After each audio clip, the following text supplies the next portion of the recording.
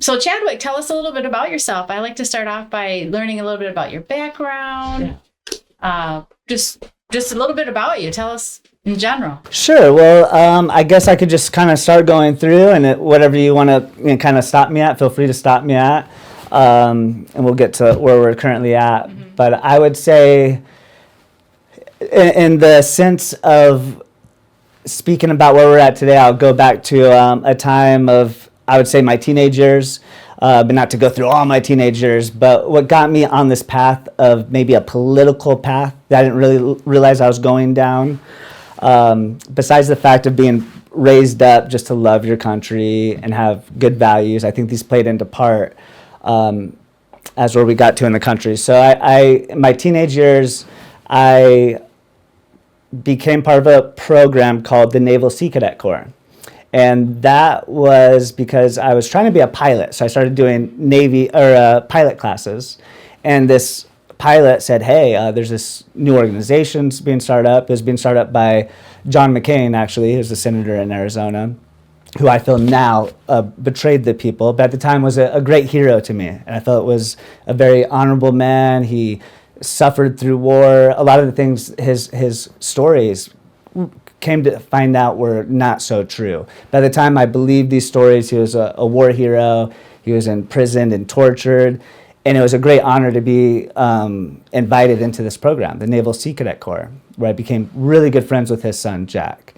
During this time, I studied a book that we all trained out of called The Basic Military Requirements. So it wasn't like an organization through your school where you kind of are learning military. This was the actual like military stuff you're going through. I went into a boot camp for Huachuca, an actual military boot camp. This was at a young age, teenage. And then over that time, course of my whole teenage years, I went on several types of excursions. I went underway on a submarine, aircraft carrier, and different things like this where you go several weeks at a time and have actual training. You're with them. Like when you were, what, 14, 15? Yep.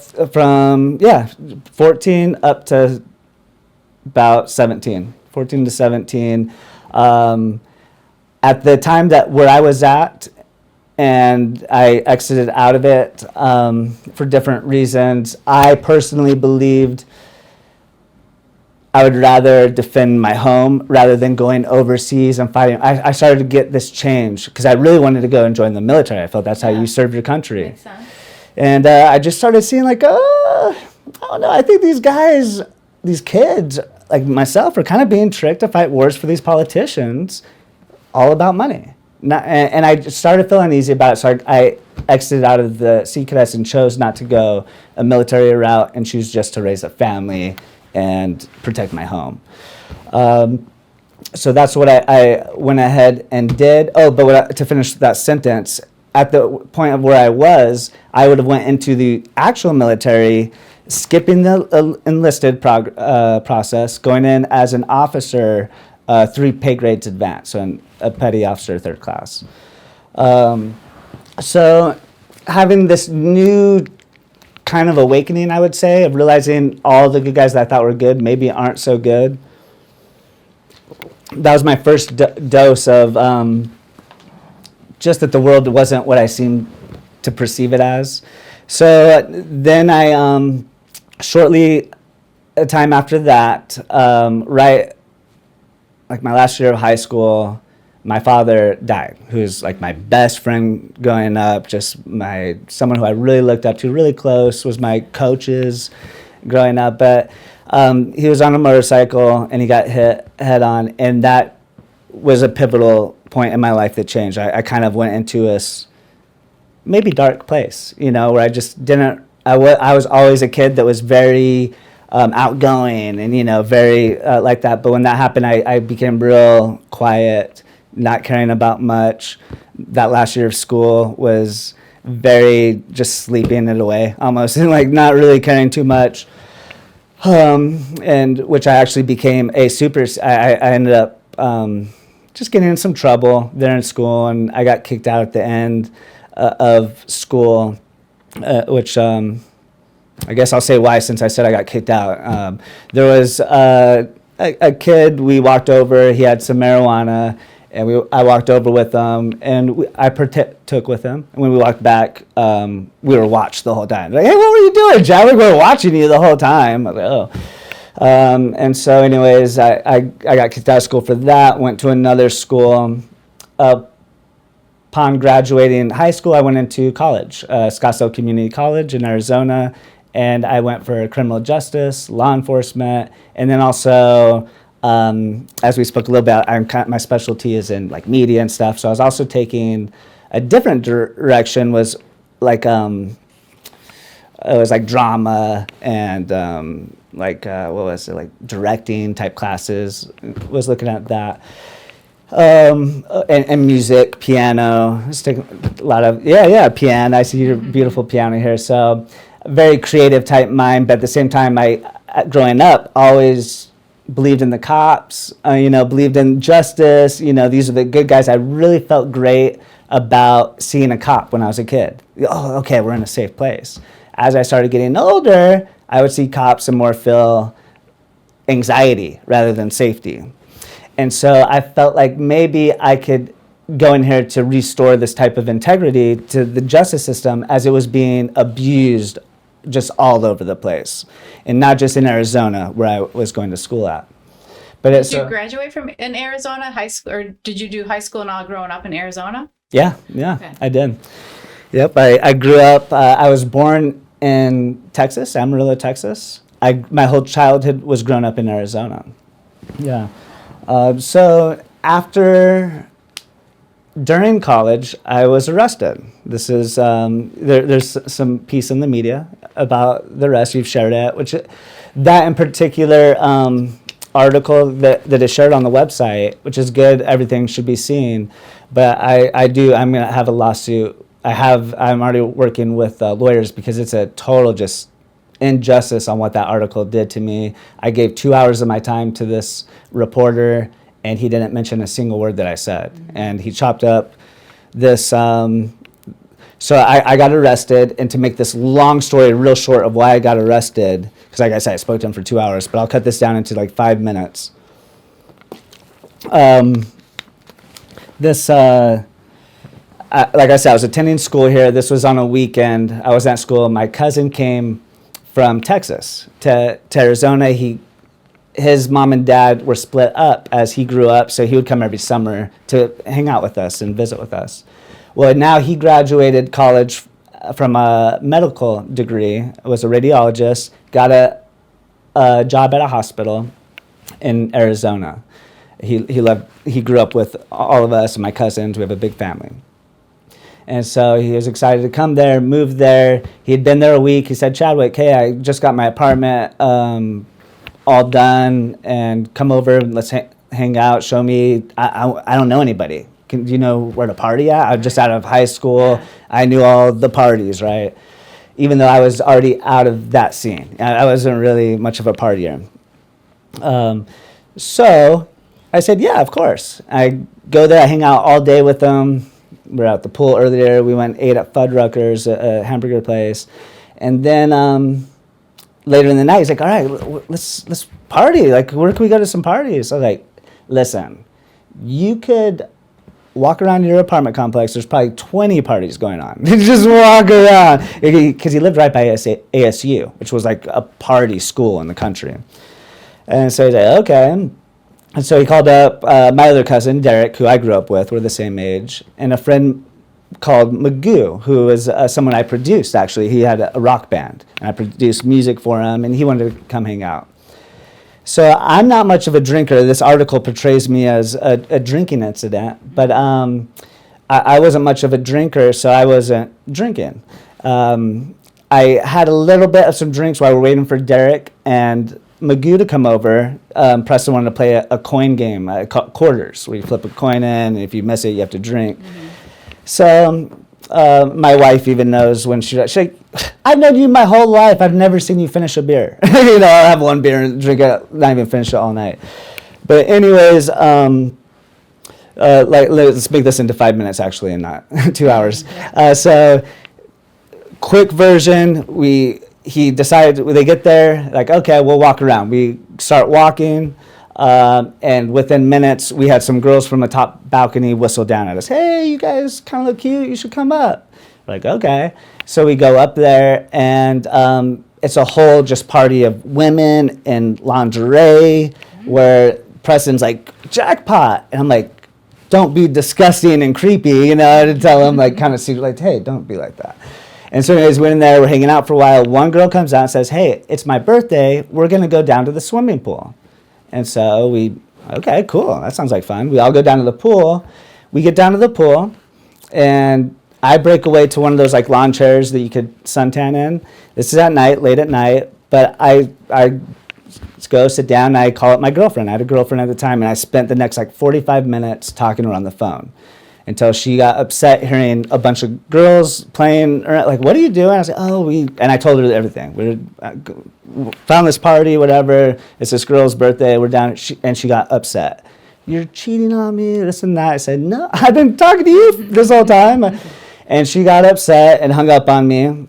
And so I was like, well, I am going to jump in the pool then. And my senses came over me, it's late. It was probably like 1 o'clock in the morning. I was like, I'm going to go back to the apartment. So Derek's in the pool, my one cousin, and he has a bunch of women around him. I see Preston. He's at the jacuzzi. Magoo, I don't know. I haven't seen him for a while, and he wasn't anywhere in sight. And so he's in the jacuzzi. I said, Preston, I'm going to go back to the apartment. Can I get your keys? He said, oh, you know what? I'll come back with you. I'm ready to go, too. So he gets out. He comes. We tell Derek, hey, Derek, we're going to go back. You ready? He's like, oh, you guys go without me. He has a girl on each hip, you know, floating around the pool. He's enjoying himself. And so we leave, and I'm going to shorten through this. There's this balcony, because I'm trying to at least get some of the facts. The article is all over the place. So as I'm leaving, Preston and I are leaving. We walk around the first corner. There's a balcony, and there's some people down there. And we recognize one of the guys from earlier. We're down at the pool. They're playing some beer pong, and we talked to them. There's like 20 guys down there. We're talking to them. That was about it. But we recognize, I recognize the guys. Like, oh, hey. And so I start talking to him. He was obliterated, like really drunk. And so this is the first time I see Preston again in over an hour. He comes walking by, or not Preston, Magoo comes walking behind me and hops over their balcony and just starts sitting down. I'm like, and Magoo's kind of like that. He thinks he's a lead singer, a rock star. But Preston and I, we had more respect. We were just sitting there at the edge talking to the guy. The guy's a little too drunk, and we kind of noticed that, so we started messing with him, like, hey, be careful what you're sitting on. There's a dragon in there. And it was like a big iguana. And so someone came from, when he stood up, he was sitting there, and he came like, oh, hey, and stuff, and we could tell he was pretty obliterated. At that time, someone came behind him, put the iguana in the cage, and he went to go sit back down. So I was kind of messing with him, like, hey, watch out for that. There's a dragon in there, you know, and he got just really mad and went to Preston, even though I was the one that just said that, and grabs Preston by the shirt.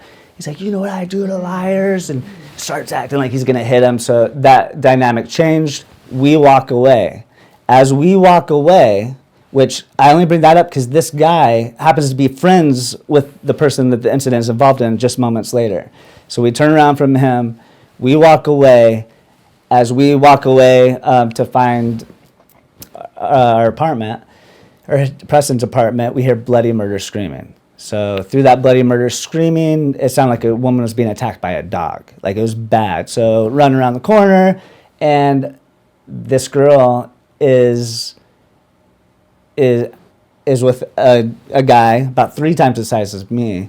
I'm not a very big guy as it is, but has this girl by the throat with one arm, and the other arm just close fist punching her in the face. And her clothes are ripped all apart, all over the rocks and stuff. So we immediately run in to help, get her broken away through a struggle. As I gave her one of my shirts, because I had 2 shirts on, an undershirt. And then trying to get her to we start walking away. How can we help you? And then she's like, you can just walk me to my car. Like, can we get you a ride? Can we get you a phone call? Just please walk me to my car. She's in tears. She's crying. And we hear this. And we look, Preston and I, and this guy pushes him between our shoulders and grabs this girl in a headlock. There's this new struggle coming out. Again, Preston breaks it up. He's 4 years older than I am, so being older, he kind of takes this physical situation into his hands, and he's in between this guy and him and this guy. They're face to face. I get this girl, I see Magoo watching it, and I say, get her to a Ramada. He was, again, I didn't see him. Last time I saw him, he was at that balcony.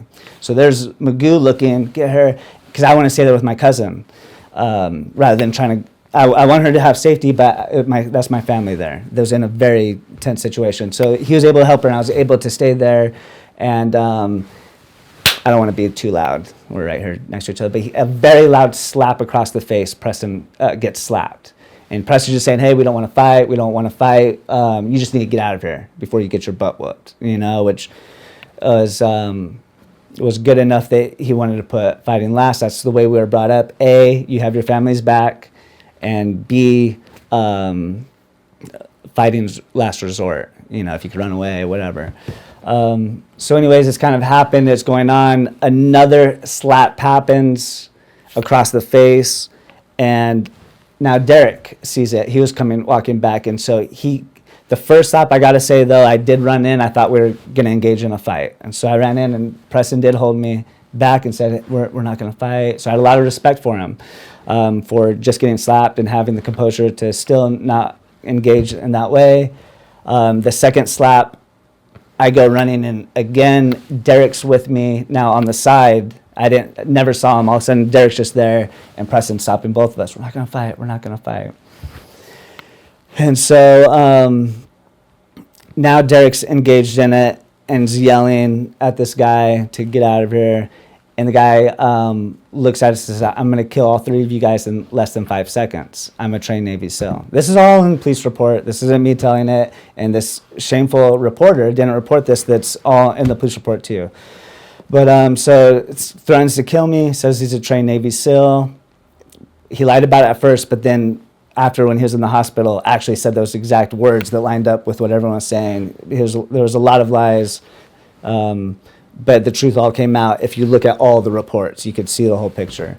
So when he says he's a trained Navy SEAL, I pulled out a pocket knife. I used to collect knives, never really for the intention to use on a person, but it was also for the idea of self-defense, but mainly like carving wood or something was in my idea. It was never a thought of having to use that on an individual.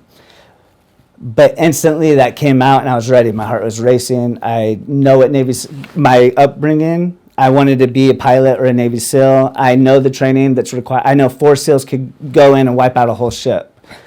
The judge later on said, you didn't know if he was a Navy SEAL or not. I said, Your Honor, you're right. I didn't know if he was or not. But I'm not going to wait for him to kill my cousin to find out that he actually was. He said he was. I took it serious. And so then he slapped Preston again the third time, and Preston started boxing him a good 10 feet. Derek and I followed up. Preston got knocked out with one punch. Once that guy kind of caught his balance and punched him, Preston got knocked out. So me and Derek are from the sides. It's drawn now into the rocks. I think I was in the grass. It got pushed into the rocks where Preston drove him back. So now Derek, being freshly barefoot, goes down pretty quickly. His feet were all bloody, cut up from the rock. So just me and this guy, and I just gave everything I had, is the honest truth. He was fighting me. This article says I stabbed him in the back. This was a face-to-face fight, and I did catch him a couple of times in the side there as we were boxing, and he did hit the ground. I noticed what had been done. I went into about a shock, I guess is what it was, because he started getting up and coming to me, and in my head I was honestly thinking he's the Terminator. That was like I'm like, he's about to kill me. I just gave him everything I had. He's coming at that time. I'm thinking that. Preston runs by, kicks him, falls back, and I grab Preston off, says, hey, we got to get him an ambulance. We got him an ambulance, and they came. I told the whole story to the officer. I'm trying to skip, but it's not that I'm trying to skip details. I'm trying to be faster. Right. But so from there, we walked back to the apartment, got the ambulance to his friend, walked him over to his friend. They walked off, gave him an ambulance. We walked back to the apartment. This article makes it look like we tried to escape and go hide in an apartment. No, we walked back to the apartment. Eventually, there's some cops there.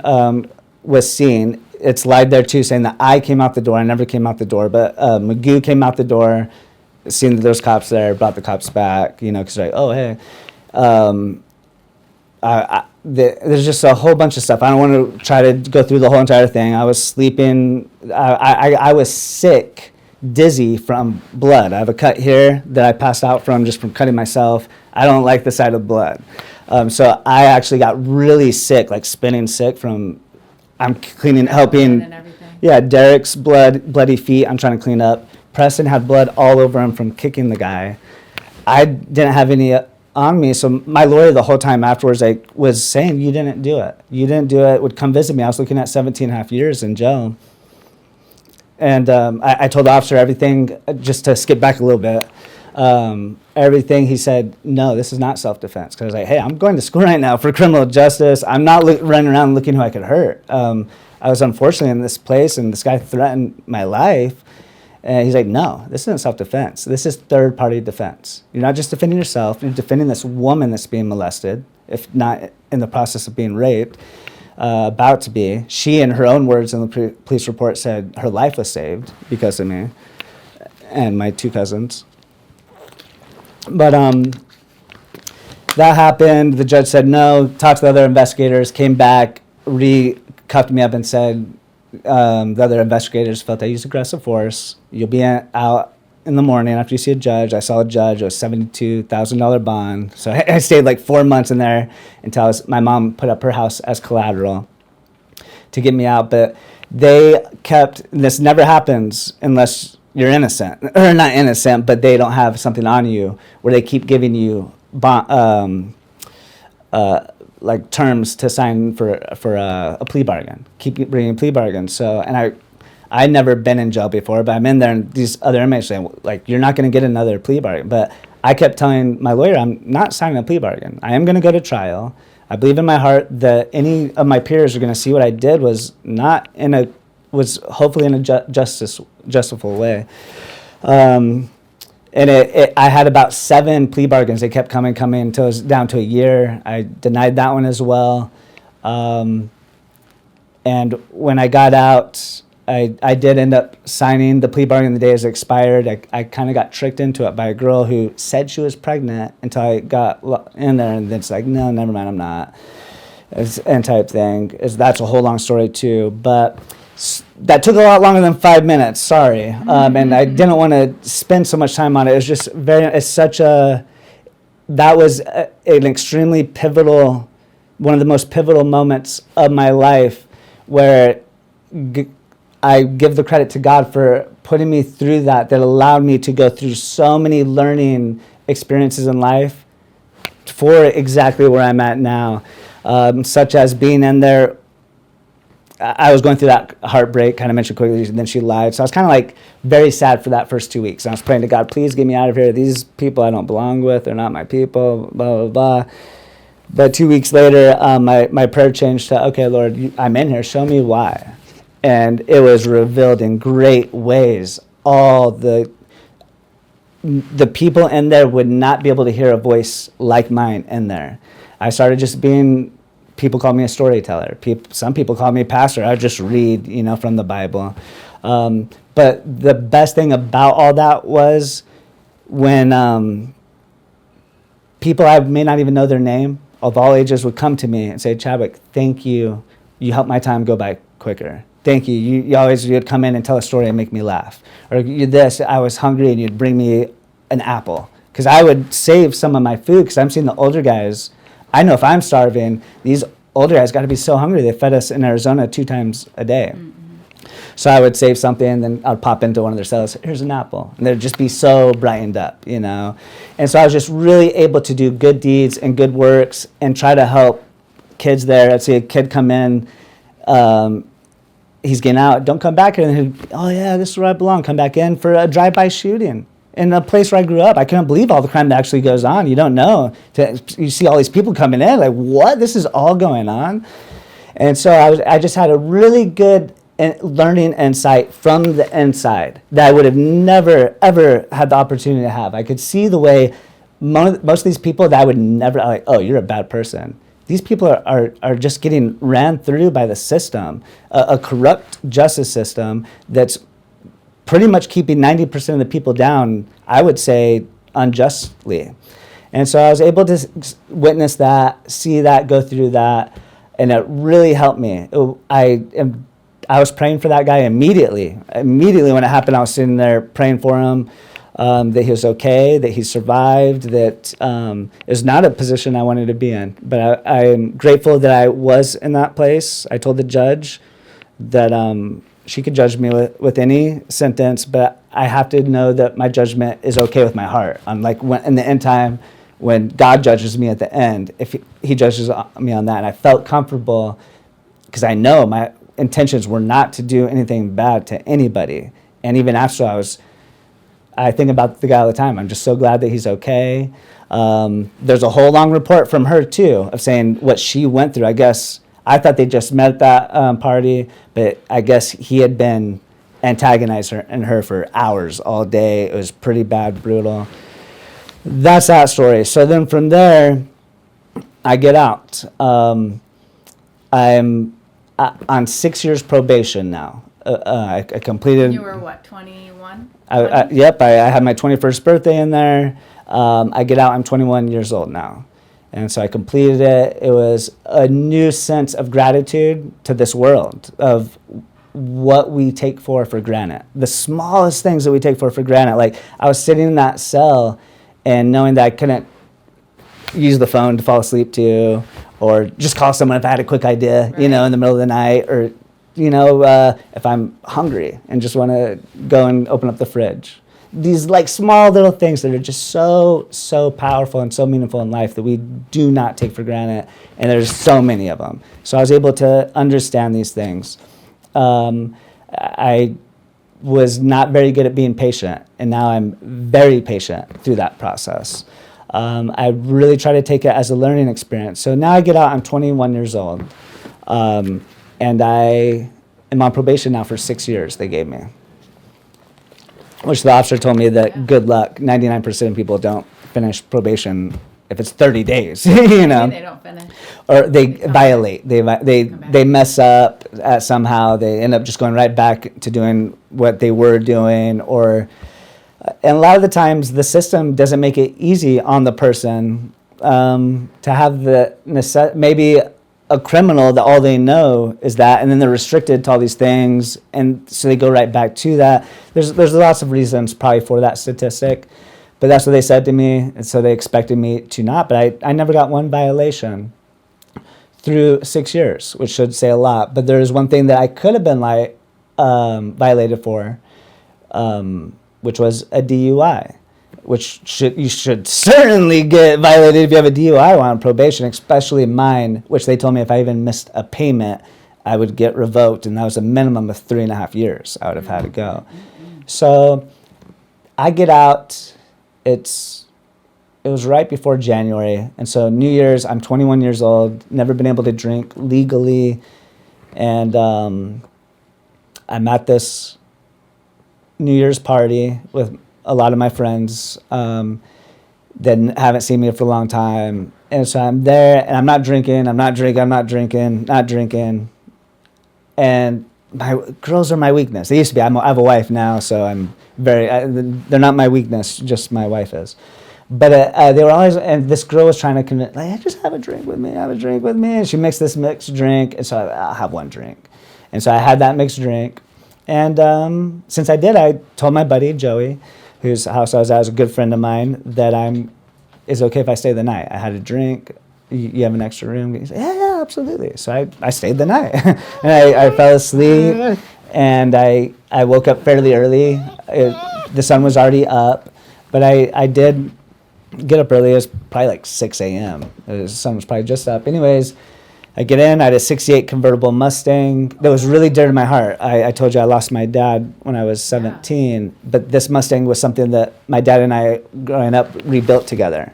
And so now I was driving it, and it was like really the one thing that I had of him that was just really sentimental. So I get up that morning, I drive home, and upon driving home, I get hit by a drunk driver. I get ejected out of the car. I'm in a convertible Mustang. I can't show you. I have all these buttoned up. But I have a big scar with a metal plate here in my shoulder from getting ejected out of the vehicle on the freeway. I was coming off of the ramp onto a freeway, and this guy hit me right in between my door, my driver door. I get thrown out. A truck avoids seeing me. I'm unconscious at this point. But from the police report, the truck that almost ran me over stopped. They see me get up, walk back to my car, and go to get in my car. I do remember trying to get in my car, and like I couldn't get my legs in because my seat, driver's seat, was through the driver's side door. It was like straight through, and I just fall onto the ground into the glass. I wake up in an ambulance, and so then I'm in a hospital. They tell me I got hit by a drunk driver, all this stuff. So a couple months later go by, I'm recovering, and I get a letter in the mail to go to court for a DUI. I'm like, what? I call him up immediately. Hey, there's a problem here. I got this letter for a DUI. Is there some kind of mistake? Like, were you involved in an accident on January 1st? And I said, yes, I was hit by a drunk driver then. Like, well, you had blood work drawn and there was alcohol in your blood. And in Arizona, to the slightest degree, I was like, well, hey, I drank the night before, yes, but I stayed the night there and left. Like, well, we don't know that. It's in your system. In Arizona, to the slightest degree, they can't prove of when it was. It's just in your system, that's it. And so it's pretty cut and dry, even though I did do the steps was necessary. I shouldn't have been drinking. But that PO understood the situation, didn't violate. He did understand that I did do the right thing, the way our justice system was to the slightest degree. So I didn't get violated for that. Thank you, Lord. Yeah. And so then I continue on. I finish it out, probation. Life wasn't the same for me because now all these things that I am great at, all these things I'm smart at, all these jobs that I'm very qualified for, kind of don't want to hire me. Right. You know, even like to get an apartment, like I was told literally after I was approved for this apartment, like right before I moved in, they called me and said, sorry, we're going to have to retract, not allow you to move in here. And I asked why. They said, because I was unsafe to the community or something. It's really hurtful because my whole life is of being service, of being the best upright person that I could be. You know, striving to do that.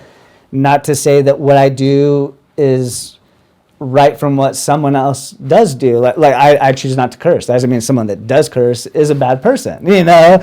Because my wife is, she said many words. I just don't, you know? And so people are like, oh, do you think you're better? No, I don't. These are just my choices.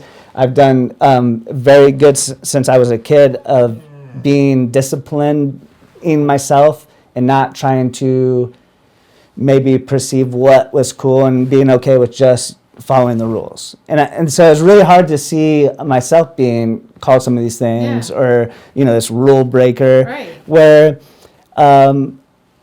maybe some rules I wouldn't, like seatbelts, it was uncomfortable. I wouldn't really maybe, like, I don't want to wear a seatbelt. But as far as like being a good person doing these things, so I started to endure that and realized, okay, I was throwing tires on a conveyor belt, you know, through a whole summer in the heat at $8 an hour. So that's what I could do. And just doing whatever I could until I eventually started really kind of working behind the scenes. So many people really wanted, like, hey, I was like, hey, let me come in. I just want to work for you. You know, I just want to work, you know. Don't even have to employ me, say my name. I'll do behind the scenes work. I eventually started just knowing that I had to do my own company. I started a business installing soap dispensers and hand sanitizer dispensers, paper towel dispensers, these type of things, which was very lucrative. And I did it all over the country. I installed these things on many professional stadiums, like the Tennessee Titans football stadium, the San Francisco Giants stadium, just so many hospitals. I was in Minnesota for like a month doing all their hospitals, and did real good with that. I outgrew it. I was doing so good because I'm very precise. I wanted everything. Like if you walk down a hospital, the ER, and you look down the row, every single Perel hand sanitizer is the exact same level. It all looks good. So I would hire people, and I never had to fire so many people, because these people didn't have that same standards, leaving dust on the ground or a screw, or it looks like a digital media player with the sounds. It's like, whoa, this needs to be. And so I kind of outgrew myself, where I couldn't do as much work by myself, and I couldn't have enough people I could trust to do the bigger jobs I needed to. I started getting into media. I personally did not like Donald Trump when he came into office. I felt as if he was coming off of a TV show, really a part of the establishment, set up. I just did not like the feeling that I had when he came in. So I just didn't really like him. Though I would say my appreciation for him started to grow pretty rapidly because of the fact of the way the media kept lying on him. I probably wouldn't have cared so much if the media didn't so obviously make up lies. It made me have to look at it. And so I started looking at it, and I started seeing that, okay, here's this video. It kind of sounds like that. Oh, it looks pretty bad on him. Yikes. Let me go to the original source, and I see the unaltered video. I'm like, whoa, that's not even what he said at all. Okay. And I started seeing a pattern of this kept on where they're changing what people are saying to like cutting different things out, and it totally seems that way. But then you look at, and there's like some crucial little pieces that we're missing that it's not so much the case. So I started recording everything myself. I'm going to record everything out of the White House. I'm going to record all this. And when I see these news articles that are manipulating, that's where that was my combat. That was my war, this informational war and it made me start to like the guy so much more because okay, if they're going to keep on lying so much on him, there's got to be something good. What do they not like about him when the things that they're lying or saying that he's bad are not true? And that just really began to make me really like him a lot. And so I went down this path where I was doing media, and I kept seeing more and more and more. And the more that I was pointing it out, the more that I was supporting this person, which led us up to, and I, like yourself, that I just am very appreciative of, like seeing how you start with just piece by piece to build. And that's how I get one microphone and then get a camera, then get like a better camera a year later or whatever, until, get some lights and it comes together. But I was doing that, and I had no business being a journalist, but I'm like, wait a second, I guess I am a journalist. We have a constitution. Yeah. Where did you have a website or just on social media? Or? Yeah, I was just on social media. I did have a website, and I named it eventually Make Liberty Great, and my show is called Liberty Report. I still have it. Okay. Although my wife kind of runs it because I'm focused on a lot of other stuff, although I'm going to be I will still be a part of Liberty Report and doing lots of stuff on Liberty Report. This leads me to January 6, 2021. Through these, and leads me to a really an activist type person that I really wasn't. I am very against medical tyranny. I was brought up, my mom always signed that I didn't have to take the shots in school, that I have to do this or that. So I just never participated in that type of stuff, and I never been sick, so it's like, well, I guess if I'm healthy and I'm not taking the stuff, I'm okay with it. And not only was I healthy, but I was always more healthy than all my friends. I was always a very good athlete. I was just very clear-headed, very witty, and I I had some cousins that would take stuff, and there was a difference. There was a difference, and I started to see it without putting people down with the choices they make. I wanted to try to just expose what was going on so people can make their own choice, if they want to take something or not. Right. So through that, I'm going through that hard. I'm very activated. COVID happens, and I was not participating in that at all. I was a very strong opponent because I do have a fearless type heart that I don't really care what other people think. I'll go into a store with everyone wearing a mask and make a video about it, and kind of. So I was doing that a lot, and all my stuff was getting banned on YouTube. So I started seeing the same type of stuff that I had been uncovering on Create This Narrative. I'm related to people. I went through an upbringing of knowing type of stuff that goes on in the background, and that there's manipulation at the highest levels that goes on here. This is a big reason why I'm here to combat, okay? And we'll get into it. I hope we have as much time as we can. But so during this time of COVID, I feel a download. I don't know where it's coming from, but I feel a download of information, of corruption. I'm getting information, I'm seeing stuff, and it's overwhelming. I'm realizing I'm not agreeing with 9/11 that happened. 'Cause I'm just researching so much stuff and getting so much truth. Not that 9/11 didn't happen, that there was more to that story of the government knowing what was going on than the people realize. I seen a video from a guy named Aaron Russo. And this was early on in a big awakening for me, where he talked about being with the Rothschilds up in the New York building. He was a filmmaker, nightlife, owned clubs in New York. But he was up there with them. They're hanging out one night. And he started telling, hey, Russo, you're going to see here pretty soon this war that can never end. It's unbeatable. Terror. You can't beat terror. But you're going to see people searching through caves and hunting for this war that can never be built, and it's all going to start. You're going to see like a plane fly into a building, and he's telling us all before it happened. So he's like explaining like all this. I just was like, what? No way. Hold on, our government, is on a lead up. But so this was just, I'm getting all this information. I'm like starting to question a lot of things. I see the way that they're lying. I'm getting just so much. I can't explain it all, but I'm getting it all together. The way Facebook is used. I stopped using any type of social media during a little bit before this, but along with this time.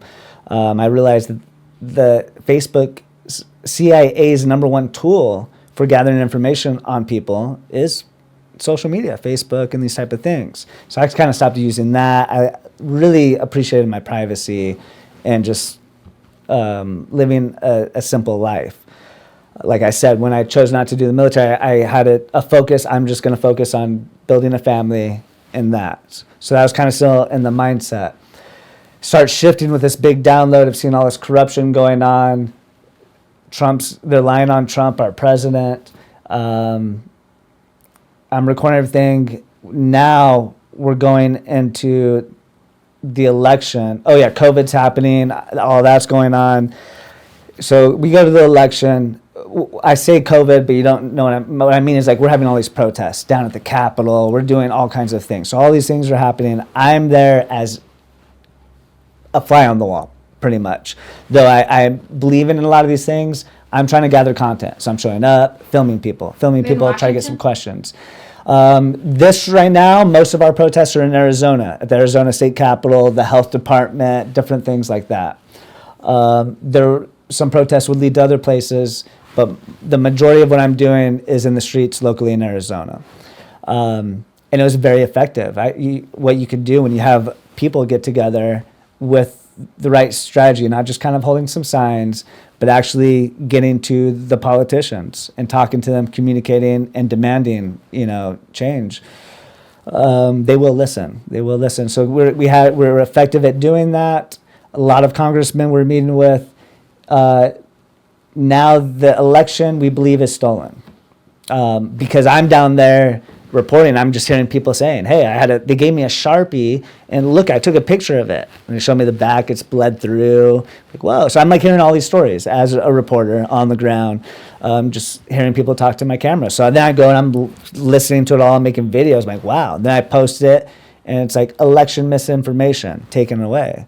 It's like, well, I'm not even saying anything. I'm just reporting on what I'm seeing these people doing. Why are you saying? I wasn't at the time saying the election was stolen. I was saying, I'm down here outside. This person said that they had a bleed through. I'm just reporting the actual whatever's going on, and my stuff's just getting taken away. And so like it started to get frustrating because I'm like, hey, I'm just a journalist. I'm just reporting what I'm seeing, and I was just getting slammed.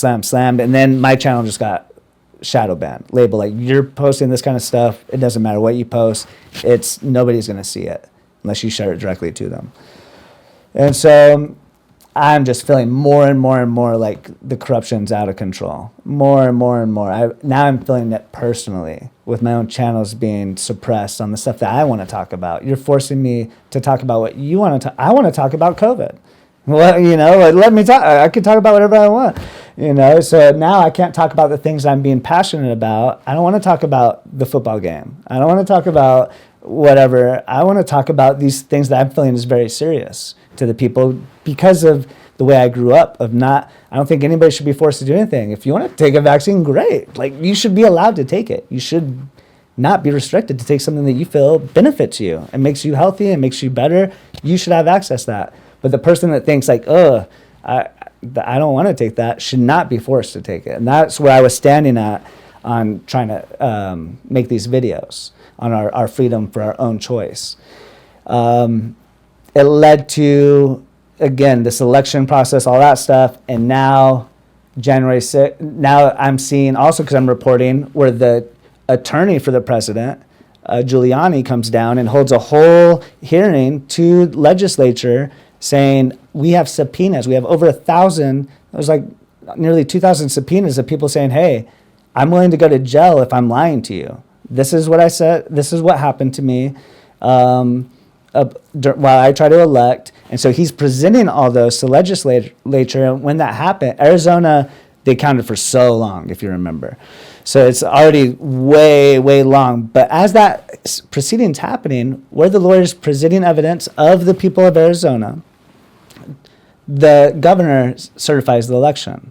And we felt that was a big slap in the face. We're like, whoa, so you're going to not listen to all these people. They're literally saying, I'm willing to go to jail if I'm lying. And just, so we're like, okay. Let me just ask you, though, yeah. What were they saying happened? Like I said, one person would say I had bleed through marker. What does that mean, though? Okay, so you get a Sharpie where that's not allowed. You have to have a number 2, or not number 2, but you have to have a ballpoint pen to do it in black ink.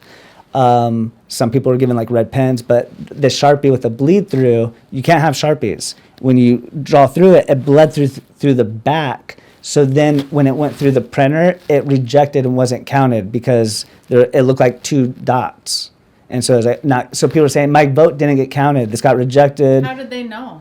Because it says right there, rejected. They try to take it to the people. They say put in a bin, and they just said put in the bin. I didn't get any confirmation if anything happened to it. Mm-hmm. And so then they would have to check like a week later or whatever to see if their vote was counted. Oh, okay. And then they would come and say like, hey, my vote is not counted. So they're saying like that was one situation. There's many different, situations of people saying, a lot of them were the same. At one precinct, there'd be a bunch of people that had the same issue. And so all that was wanted was, okay, let a judge hear it. But when no judge wanted to hear it, the governor didn't want to hear it. The citizens were calling the governor. This is a big problem with all of government that I want to change is answering your phone, hearing the people. Don't be too big for the people where you're not taking calls, you're not listening, and people can't get a hold of you. That's the biggest problem with these elected officials, that you just can't get through to them. And I've experienced it because when we had no special election and we had no senator, I'm calling down to all these senators. They'd want to answer my phone call. They just want to answer. It turned into, I was calling Eric Nesbitt.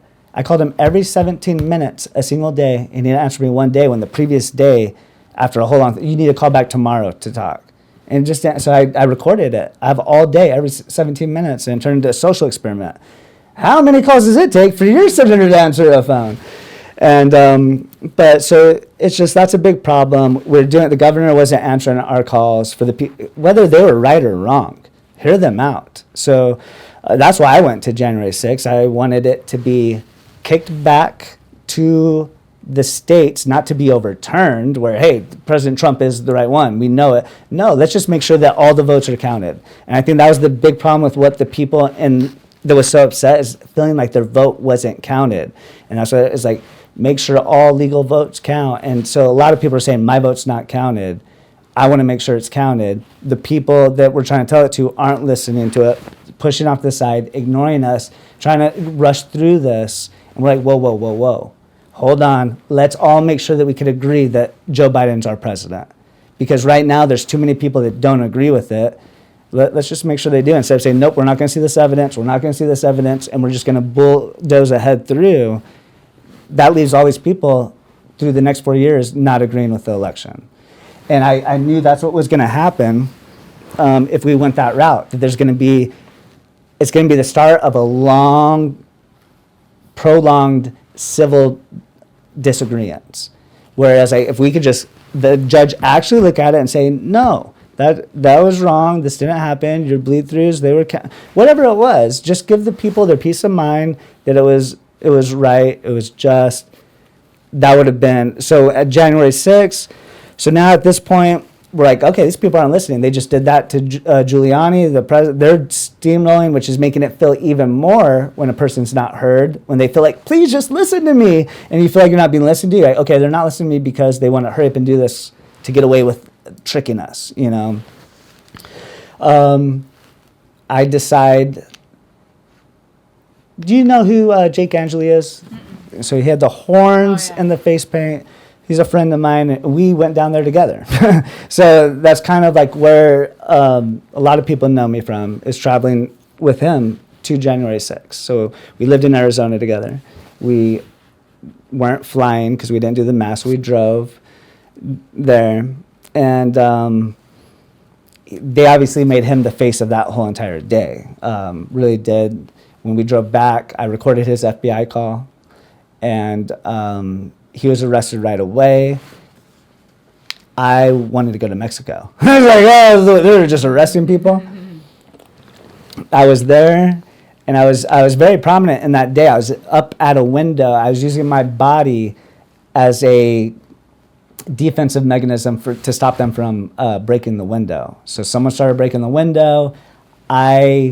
Somehow there was some guy like kind of pushing through, and I just jumped behind him, and he made a path for me up. Because I got there real late. When I stayed there the whole time till Trump was speaking, when he was done speaking, I left the opposite way of the Capitol to where I was parked to meet with Jake. He had the keys in his, and Jake was already there at the Capitol. I didn't realize. We got split up earlier in the day. So I'm there waiting at the car forever, locked out. I need to charge my phone because I'm doing media. Finally, eventually, I find in one of my pockets a charger, so I have it charged. My wife calls me, hey, are you okay? You okay? I'm like, yeah, why? There's people storming the Capitol. I'm like, what? So I go, I gotta go. She said, no, I'll be safe. And I take off running to the Capitol. By that time, it was already flooded with people. But I, being my brave heart, wanted to get the scoop and the frontline story. Make my way to the front. I see someone breaking the window, so I hop up on there and I just plant myself in front of the window for about 2 hours.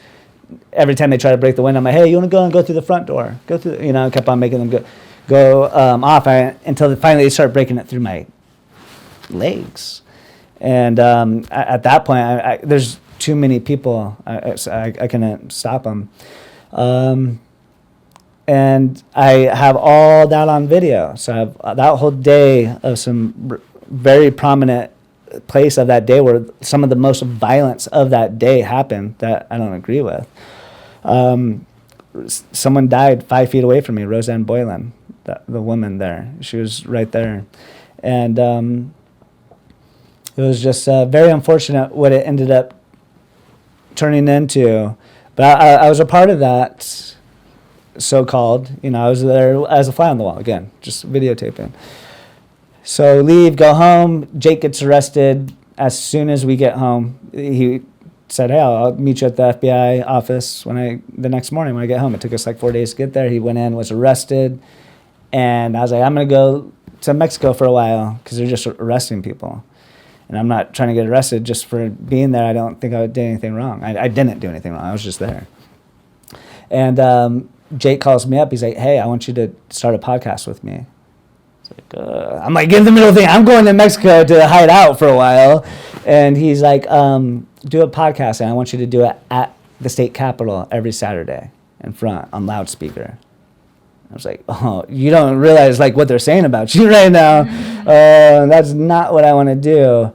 But I knew that I couldn't be a coward type, run off to Mexico. He's sitting in jail. And he himself, they were saying a bunch of stuff that wasn't right. He stopped people from doing damage. He went in there and left when they asked him to leave. But he actually is one of the most peaceful people I know. Like catches flies and releases them out of his house.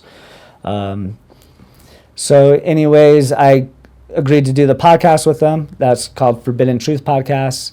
And I would record his phone calls from jail every 15-minute phone calls every day. And by the end of the week, I would have an hour episode that would go down to the Capitol and do a podcast out on the speaker. And I did that until he got out, when he got pardoned by Trump.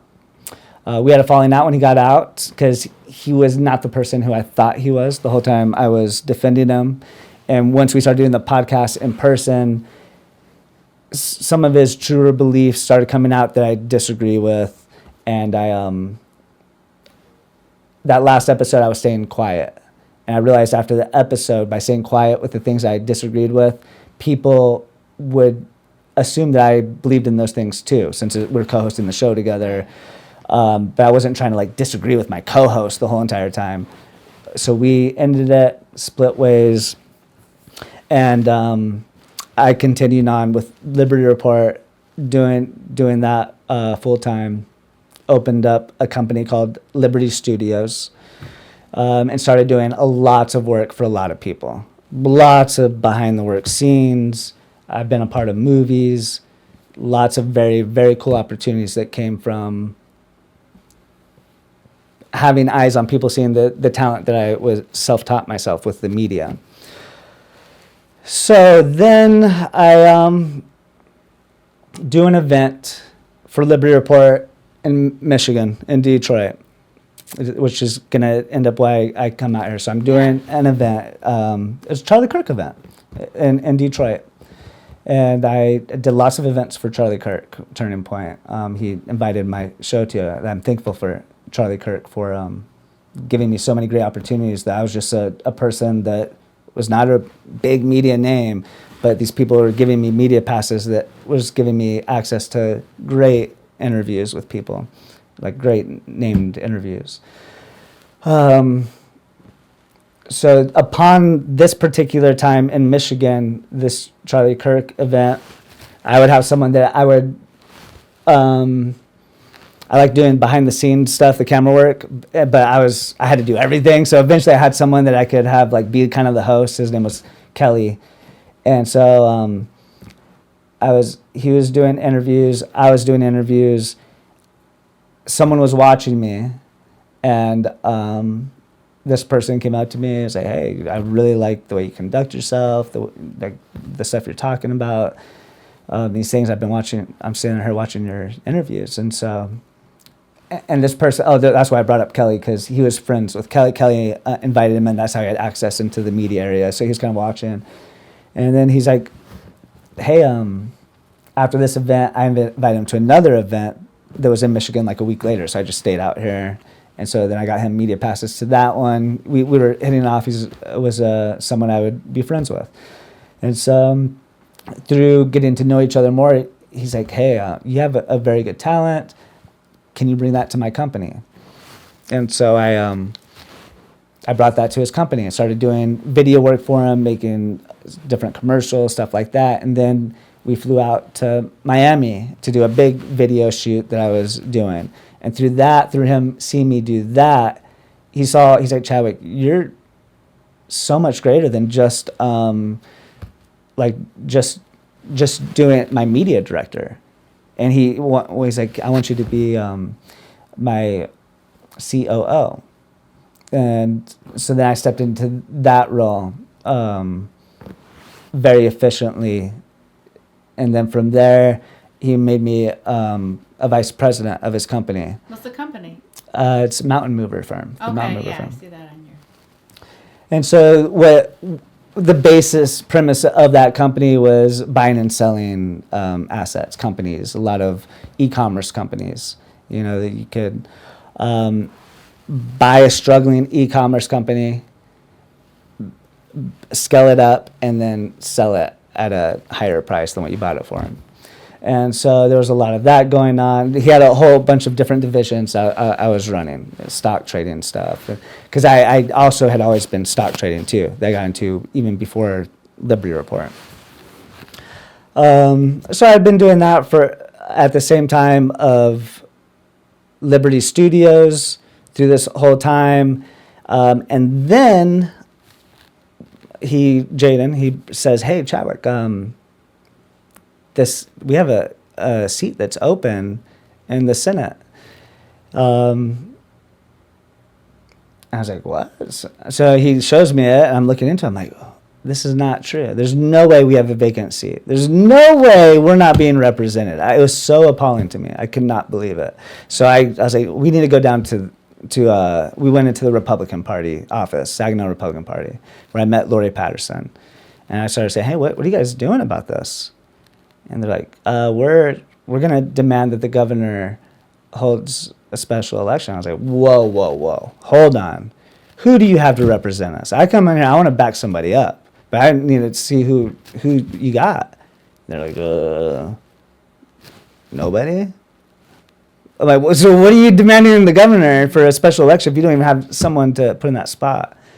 So I started talking about I started being creative and saying what needed to happen, what needed to do, and she started getting excited. Oh my gosh, we need you to come to meetings, this and that. It's like, all right. So I went home, and I really didn't want to get into politics. I wanted to stay family oriented and try to stay away from that. But at the same time, through this years of interviewing all these people, all these different officials and elected officials and governors, I helped a couple of governors run for office. I helped one campaign doing all their media for seeing all this, and then interviewing different generals. One general that I look up to, General Flynn, and I was able to ask him lots of questions through these times.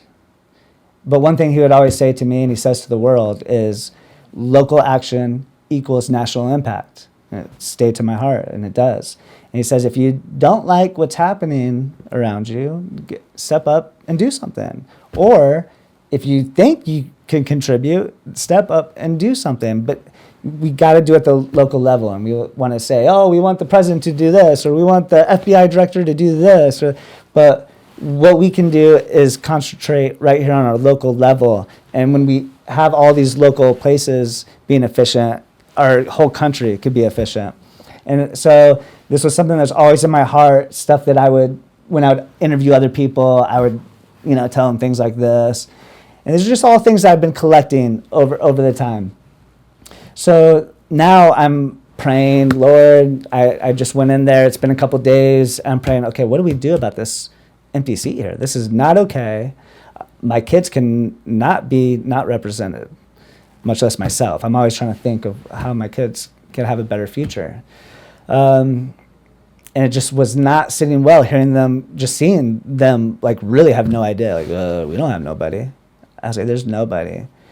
And through my prayers, I just kept on hearing over and over and over, go do it. Step up, step up. I've been molding you your whole life for this. I've been molding you and shaping you, which I've always chose to walk a path I feel God's guiding me on, and it always seems to go opposite of where my intended ways of going. But after looking at it, even I'm like, this is not how it's supposed to go. It's like, whoa, that was so perfect the way everything went. It definitely was supposed to go that way. So I go ahead and look up, can I run as a felon? Can I even run as a felon? Okay, that's not holding me back, unless I was like financial, like corruption laws, or there's a couple felonies you couldn't run as.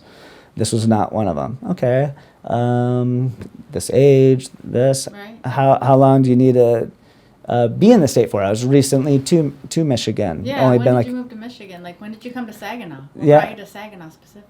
so that business opportunity the guy was Okay. saying. So I chose to move there with him. So this is Is that business here in Saginaw? yeah, right here Oh, in Saginaw.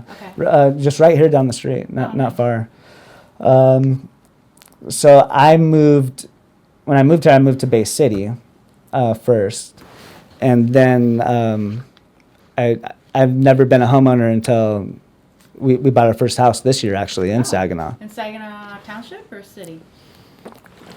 Actually, Buena Vista Oh, is Buena Vista. is actually the where it's at, but it's like on the address is Saginaw overall. So it's on Washington Road, just butted up into like the farm. It's residential, but also it's just butted up to like where it's just like farmland right there on Washington Road. Oh, yeah. Yeah, it's just past like the freeway where you get there.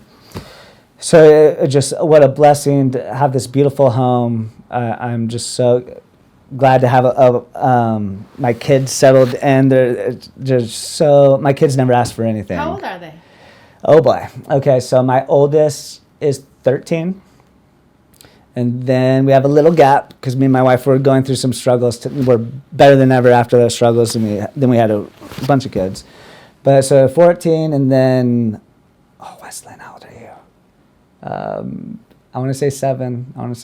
But she might be 8 now. And then I have Rayleigh, who is 3. Wallace, who is 2. Oh, I'm sorry, Rayleigh just turned 4. She just turned 4 in October. Wallace is 2. And then Winston just had his first birthday. Yeah, so I have 5. I delivered my last 3 kids. You may have heard me say that. And now I'm going off a track here. But when I had Wyatt, we had him traditional way in a hospital. And my wife, Selena, she had something called preeclampsia. So it was basically like a fever. She had a fever right as she was starting to go into labor. And so I see them start about to poke her with something. They're like drawing some medicine. I was like, whoa, what are you guys doing? Like, we got to get her fever down. It's like, okay. Well, what is that though? They're like, what's the medicine to do that? I was like, can we like maybe start with some cold rags and stuff like that? They're like, this is our protocol, what we need to do. Because that's how I was growing up. Like if I got a fever, I'd put cold rag on my head or to cool my body down. And so they're like kind of frustrated. They're like, okay, if you want to try it out, we'll give you however much time, like 20 minutes, 10 or 20 minutes. If we come back, the temperature's not down, we got to give her this. Like, okay. And so I'm like waiting for them to bring me ice. I realized they're not going to help me do this. I need to go do this. So I went, asked them for a bucket, went to the ice machine, got ice, filled it up with water, asked them for rags. And I just started dipping these rags, putting them over Selena's body, her feet, her legs, her arms, her head, neck, and switching them out, They came back, her temperature dropped, so they didn't give her the medicine. And I did that again. They said, but it needs to drop another % or 2. We're going to come back again. And I did. I was able to drop it, avoid the medicine. So then when Wyatt was born, they wanted to take him and give him medicine as precaution since she had a fever. And I just was not feeling that. I strongly was looking at my son while they were telling me they wanted to do this. And I felt that we're looking at each other's eyes and him saying, don't let them take me. Like, I'm okay. And he didn't look wrong to me. He looked perfectly healthy. I have so many cousins. I'm the oldest of my kids. I've seen issues. I see a healthy baby. I did not feel in my heart as the father that I felt okay. I refused it. I said, no, he's fine. And no, he needs to come with us. We need to give it's a protocol. We have to do this. It's like, no, he's going to stay with me. And they didn't like that. They came back with administrators and different doctors putting scare tactic pressure into me that like he could die just like that if you don't do this.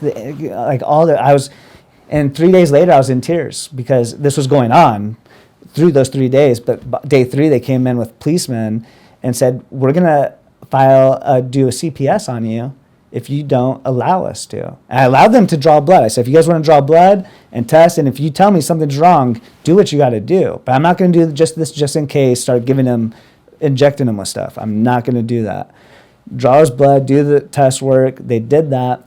So that day, while they were pressuring me with the police, and I said, go start the paperwork. Go write it up. You're not taking him out of my arms. And I was in tears crying as saying that. And then a nurse came in and said the work came back and he's good, he's fine. And so they backed off me. But that was enough for me to realize I'm not participating in that system no more. That's going to force me to do anything. I very strongly believe in us as a people to have our own choice that doesn't harm other people over ourselves. I stood strong through that. And now we got pregnant again. We had our separation not separation, but we didn't have kids for a while. We did have a small little separation for a while as we worked through some things. But then we now back to having our second child. So, okay, we're not doing the hospital. We did a birthing center. So it was like a hospital, but more homey, you know. And so, but then they found, oh, wait, you had preeclampsia, a fever? Oh, well, if there's a single slight fever you have, we have to call an ambulance, and you can't refuse it. We have to call it. It's a protocol, and you got to go to the hospital. So like, dang. But we're already in the situation. I was driving 100 miles an hour because she was like giving birth in the car, and it was like an hour away.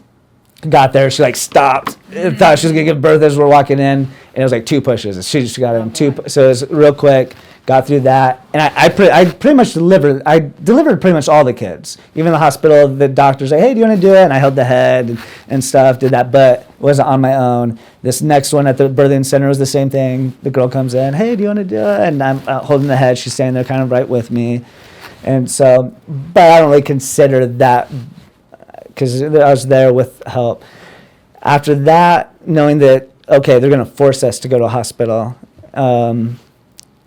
my wife and I said we're going to have it at home. She was okay with it. I was like, wow. I didn't try to. She came to me and said she wanted to do it. I was like, wow. Because my grandma would always tell us stories like, back when we would just go into the field and lay a blanket down, and you know. So I'm like, actually, how did they have kids? We're all alive. How did they have kids before hospitals? Sort of thing. They actually did? Okay, well, maybe we can do it. And it was a very scary little thing to do, very kind of scary to make that decision. But with the next kid, we did it right at home. And I just ordered the stuff off Amazon, little kit for the umbilical cord thing, the clamp, gloves. And man, was it the best decision ever for us. My wife didn't go through all that stuff. People coming in and waking her up all night. She was right with the kid and the baby. And I recommend it to everyone, but I can't recommend it to everyone, because everyone has to be prepared for their own situation. Like my sister who just had a baby. I can never do that. What if the baby came out the wrong way, or the umbilical cord is wrapped up? So for me, I'm like, well, then I'll cut it off, or what is the other human being going to do that I can't do, and so those are just kind of how I proceeded through that. My last child's the only child born here in Michigan, was born at the Bay City house. I was in a motorcycle accident also, besides the Mustang accident. And from that accident, when I have to use the restroom, I have to use the restroom. I was like, I was hit pretty hard on that motorcycle accident. And so I was having a trouble, not that I peed myself, but my bowel movements weren't as strong to hold. They're much stronger now, luckily, thank God. My sciatica, different pains I've had have miraculously, just recently, have been better, but I was dealing with that for a long time. But so I wake up, she's like, the baby's coming. So I get up, she's in the bathroom, and I say, I got to use the restroom. Because like I'm going to be delivering the baby. I better not have to use the restroom while we're doing it. Let me do that first thing. And so she steps out. She was on the big like medicine ball kind of rotating. And so she steps out. I'm kind of just sitting in there using the restroom, taking my time. And I was really taking my time because I figured I would hear something. It was all quiet for a long time. So I get done, washing my hands, I open the door, and she's on the ground right there. Oh. She never made it. She was having such bad contractions, and she's going to yell, hell. So she gave that was at the top of the staircase, right on the wooden floor, and gave the baby right on her knees. She couldn't even move, and delivered the baby right there on her knee. I was like, oh, Selena. And I'm in there in the rest. She's right out there. I was like, but it was great. It was beautiful. Thankful for all the kids. It's why I do this. It's the main reason. I want everybody to know. This could be an important part that's clipped out. I want everybody to know for this special election, this special election, is, and I touched on it at the forum. We're not voting for someone for a term. We're voting for someone, and the candidate is here to represent the people for the remainder of a term. So that's very, very important. 6, 7 months. 6 months. It's very important for the voter to understand this, because you are voting for someone to catch you up to all the last time we've been at. And I want you to look at all the candidates and not see what they're going to do for you the next 4 years, because they may not be that same person. That might not be the same person you vote for this special election for those 4 years, as you said so good on your website. So in saying that, I want you to look at the candidates currently running for this special election and seeing what they have already in place when they get in to catch us up. Not that they're going to go in and be like, okay, let me start figuring out what to do. Let me figure out this job. And let me start campaigning for a future campaign, because you are going to go right into campaigning. So what I've done, rather than looking for donations or looking to campaign so hard, although I feel like I'm always campaigning when I'm out speaking with people, but my goal has been I went right when I found out. Talk about being called, I didn't wait for something to happen. And we can't have somebody in office that's going to wait for your opportunity. It has to be someone that's going to go and force something to happen. Someone that's actually strong. Not these candidates are talking about somebody strong or these normal political talking points. Someone that actually is. I've been working on these bills. I have 12 bills now, because in March when I filed for my first goal to complete, which I've completed, which was to force a special election. And people say, how'd you do that? Because I was up at the governor's office almost daily writing her and giving it to the officer and sending it. She was getting bombarded, and I was leaving official messages. They're open to public record. They were filed saying, you are now officially denying representation to 270,000 people. Before, you couldn't do that. There's nobody ready to represent. So by her not calling it, she can't really be held liable. My Republican, I told Lori Patterson right when I came in, I was excited to call her because she was so excited to meet me. Hey, we need you around here. I called her and said, hey, I'm officially running. I'm actually on the ballot. And it changed from there. Her voice from a, hey, Chadwick, hi, to, oh, okay, well, maybe you might have some competition then. And every time I've gone to talk to her since then, I've had a cold shoulder, I've had negative treatment, and they don't want me to run. They wanted me to come be a voice. So? Because I think they looked at my videos and seen that I'm probably coming after them. I'm coming after the corruption. There's a bunch of in-house fighting going on, especially in this Republican Party. I never seen it so bad. I seen it bad. I was a truck driver. I've been all around the states. I've worked with a lot of different political campaigns. I have not seen the type of in-house corruption just at a local level as bad as it is right here between these three cities. And I've only noticed it greatly once I became a candidate. I've just got, you would think that these people would want to work with me, especially for so long. Corruption? What kind of corruption are you talking about? Okay, so there's lots of financial corruption that I don't want to get into in this interview, but I will be presenting them through the weeks and months to come.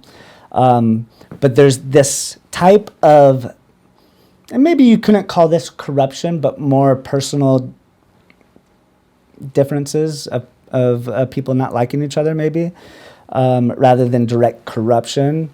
But it's there's a group of people, Lori Patterson involved, that came in and snuck their way into leadership through like a last second thing and got the people that were there before out. They didn't have time to prepare, got a bunch of people to make these votes, and boom, get these people out and new people in.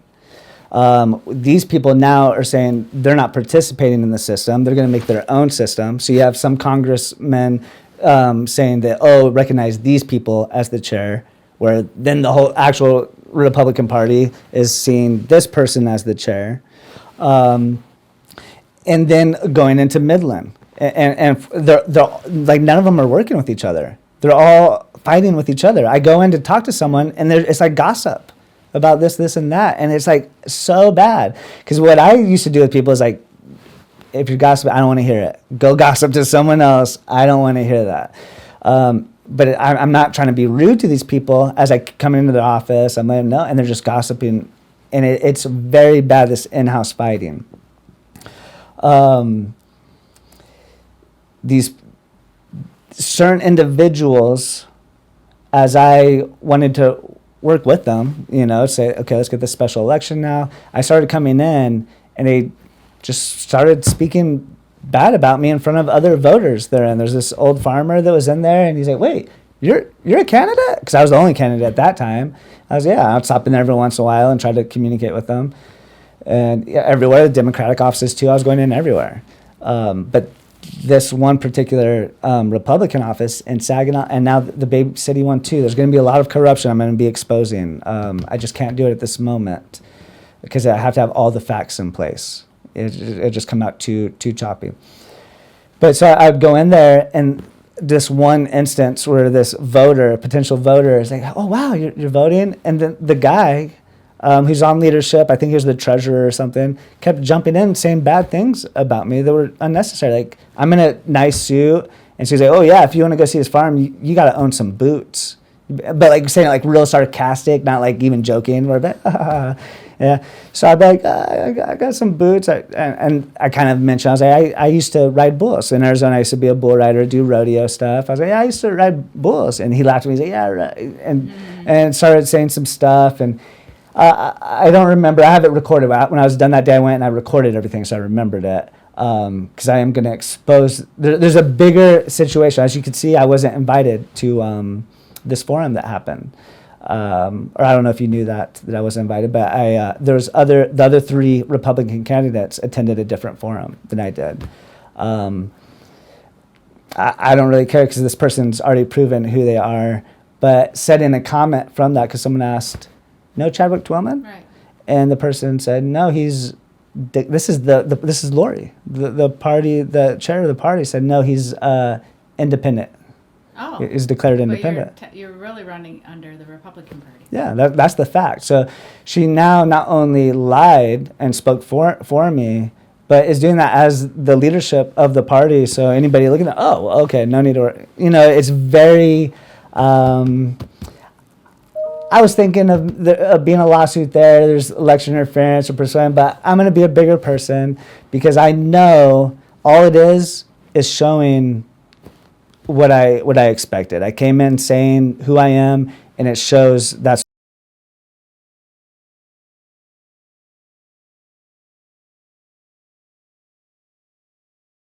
Let's get into it.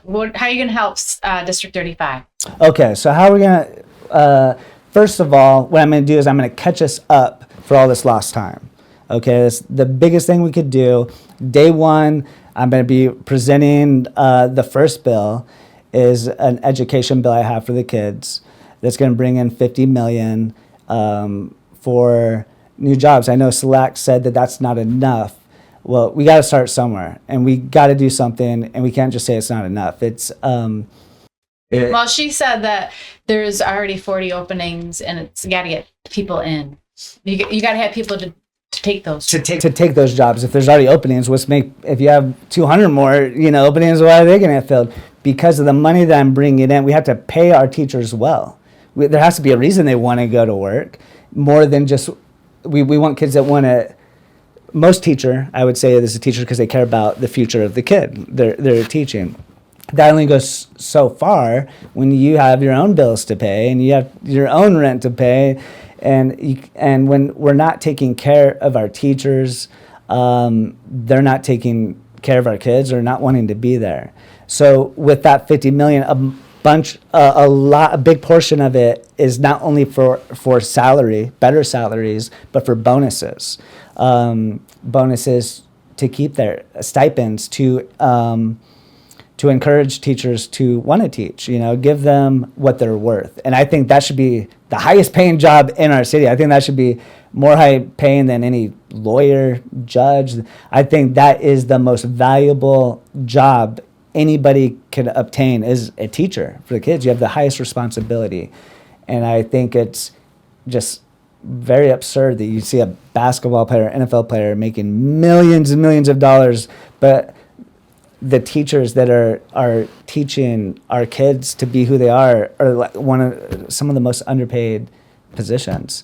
So that's going to change. The big portion of those funds coming is to pay the teachers what they deserve, and bonuses. Like I said in the forum, the reason why I had favorite classes and was good at learning was always from a good teacher that just make you feel so good. You're happy to be there. But the classes that I failed at or didn't do good at is because I had a bad teacher that I felt didn't care about me, just didn't care. So that's a big thing. We're going to attack that first. Day one, we're going to be there for the kids.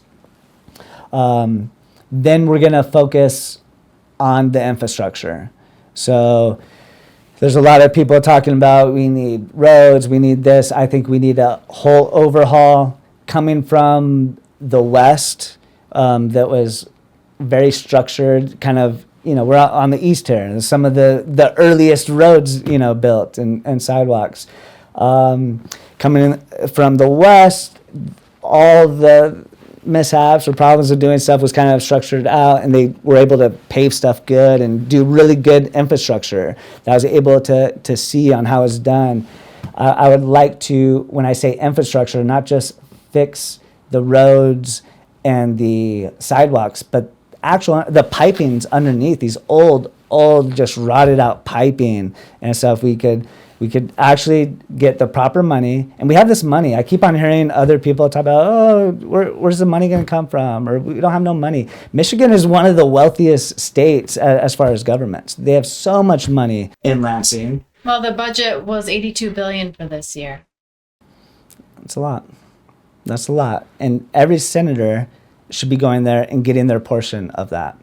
And then you have different budgets for different categories, whether it's infrastructure, whether it's schools, whether pretty sure the schools had $24 billion out of the 82.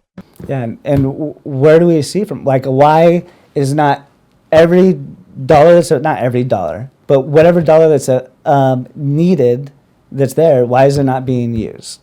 So the answer to that is because we don't have competent senators, people that could go in, have the guts to demand, say, this is what we need, this is what's here, and this is what we need.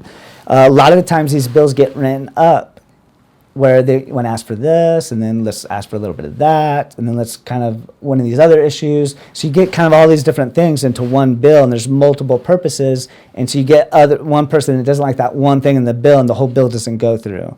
My strategy is writing up single issue bills that directly resolve issues right here for us, for the people.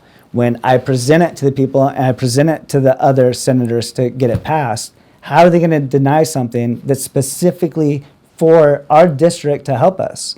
Especially when most of them all know, Republican and Democrat, that we've been shorted. We've been without a senator for so long, and they all know it's not right. I've heard them talk about it on both sides. It's messed up. It's not right. They don't have representation.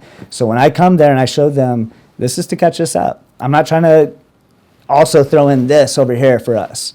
Or this senator wants me to throw this in. No, these are single issue bills directly going to solve the issue that it's talking about. So you said 12. Can you just give me a list of them? Mm-hmm. Schools, you said, infrastructure.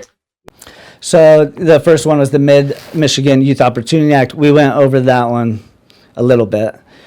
These are my top 12. I'm working on much more, but they're not. These 12 are actually finalized, ready to present.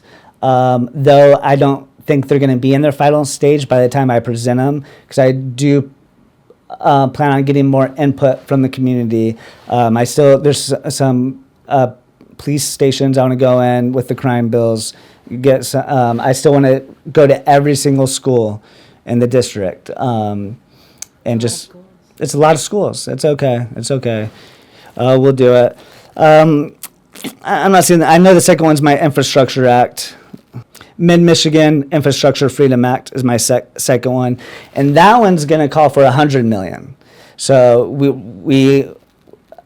there's two ways we're coming with our funds. One is state surplus, and then also the other portion is going to be through federal grants. So every single bill, it's not going to affect the people's taxes. We got to raise your taxes so we can pay for this stuff. That's not how we're doing it. We're getting money from the budgets that are already there for us, and we're not being greedy. That sounds like a lot, but you just said the number of some of these budgets. They have plenty of money. This has been allocated properly where it's efficient for us and doing what we need to do. Like I said, that's going to be all infrastructure. That's going to be flood zones, fixing flood zones in Midland. The sidewalks that is like mountains, like you're going through a wilderness hike. The roads, I've never seen such bad roads. And I was a truck driver all over the country. Right here in Michigan are some of the worst roads I've ever seen across the whole entire country. And that's unfair to us, our vehicles, the wear and tear on our vehicles. That's not fair. That's costing us in the long run, our wear and tear. We got to fix that. We live in a state that we know how the state knows how to properly make the roads right. We don't have to just come in and patch up little potholes improperly. I've seen them do it where they just want to do it the quick way. Let's go ahead and let's tear out the road. Let's do it fast, where it's not being dragged on a long project all year long or for months. Let's get in. Let's be efficient. Let's get it done. Let's pay these guys. It's going to bring workers where we're not having people from out of state come in and do it. Local construction companies. That's 2. 3 is going to be one of my crime bills. It's the Mid-Michigan Justice Reform Act. Okay? And this one is it's to help really the youth not get imprisoned. Okay? We want to hold accountability to the people that have the power to do so, like the officers that make an arrest for somebody, the judges who make sentences on people's lives. These are very, not just powerful people with the decisions they have to make, but they're very, like the decision that was made on me when I was 20 years old, that affected my whole entire life. So these decisions that the judge make have a lifelong effect, and they got to be done right. I presented some solutions where we could help protect the people, like having AI inside the courtroom. I think everybody should have access for free to the highest legal opportunities as anybody else. Whether you shouldn't have to be like, if you could afford a good lawyer, then you could get some good representation. No, that should not be in our country.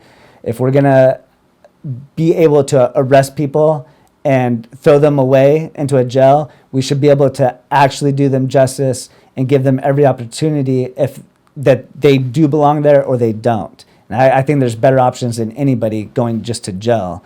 But anyways, we have a companion almost. Like you have a companion in the courtroom where a judge can't just make stuff up. The lawyer district attorney has to be held accountable, and you get fair processes, you get legal justification, and you can ask your legal questions to this AI.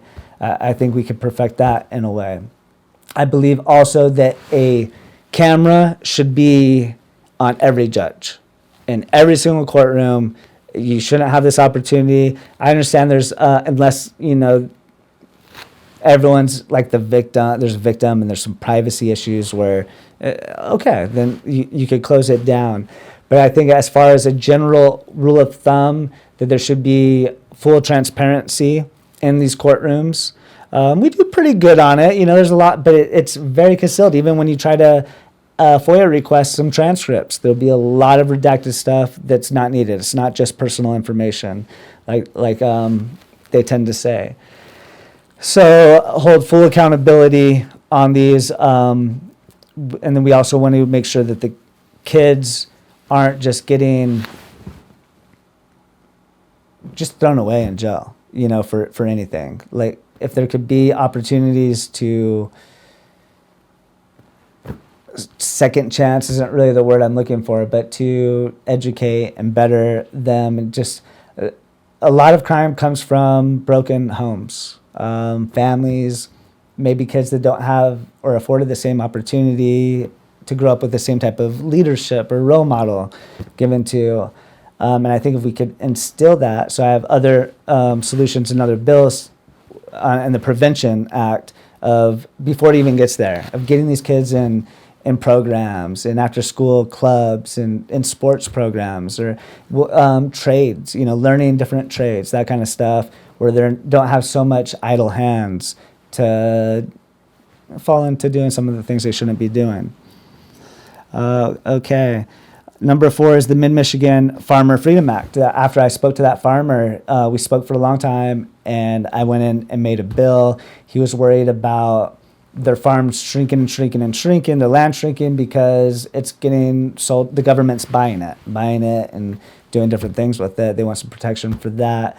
There's stuff in, I'm trying to think off the top of the head, some of the stuff, and these were some of my earliest bills. But one thing that I do like that I put in that bill is to have a label, a homegrown label, that's put on so that it doesn't just come from China or it doesn't come from Ohio. This was a 35th district label on the produce, in the farmer's market, so people know that you're supporting a local farmer. So I have a lot of good stuff in there for the agriculture and the farming bill. Number 5 is going to be the Mid-Michigan Crime Prevention and Accountability Act. So this one focuses particularly on after-school programs, stuff for the youth to occupy their time and educate them in a productive way. Role model type classes where they could go in and have good type of leadership instillment and how to be a good man in society, how, to take care of women. There's a lot of things. My dad died, but my dad died when I was, most of my childhood was over. I was 17 years, 4 days before my 18th birthday. So I had a lot of these things instilled where my youngest brother was 12 at the time and didn't have some of those crucial, so I could see the difference now as an adult where he's kind of done things a little bit differently than myself because I had those very strong instillments from a father figure where I did not want to mess up. I'll get my butt spanked. I didn't want my butt spanked, There's just those type of things that really kind of help you keep the line. I don't want to get in trouble from dad. Where I saw my younger brother able to walk all over my mom, where he can just say, wait till your dad gets home. Those type of things.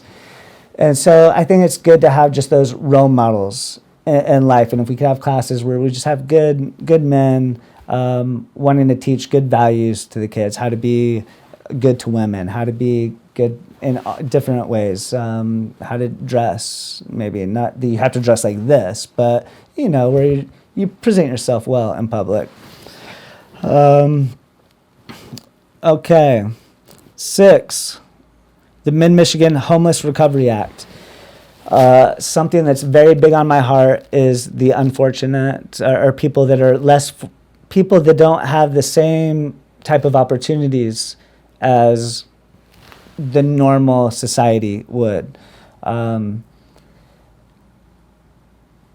has the opportunity to be successful. I would attribute everyone's success.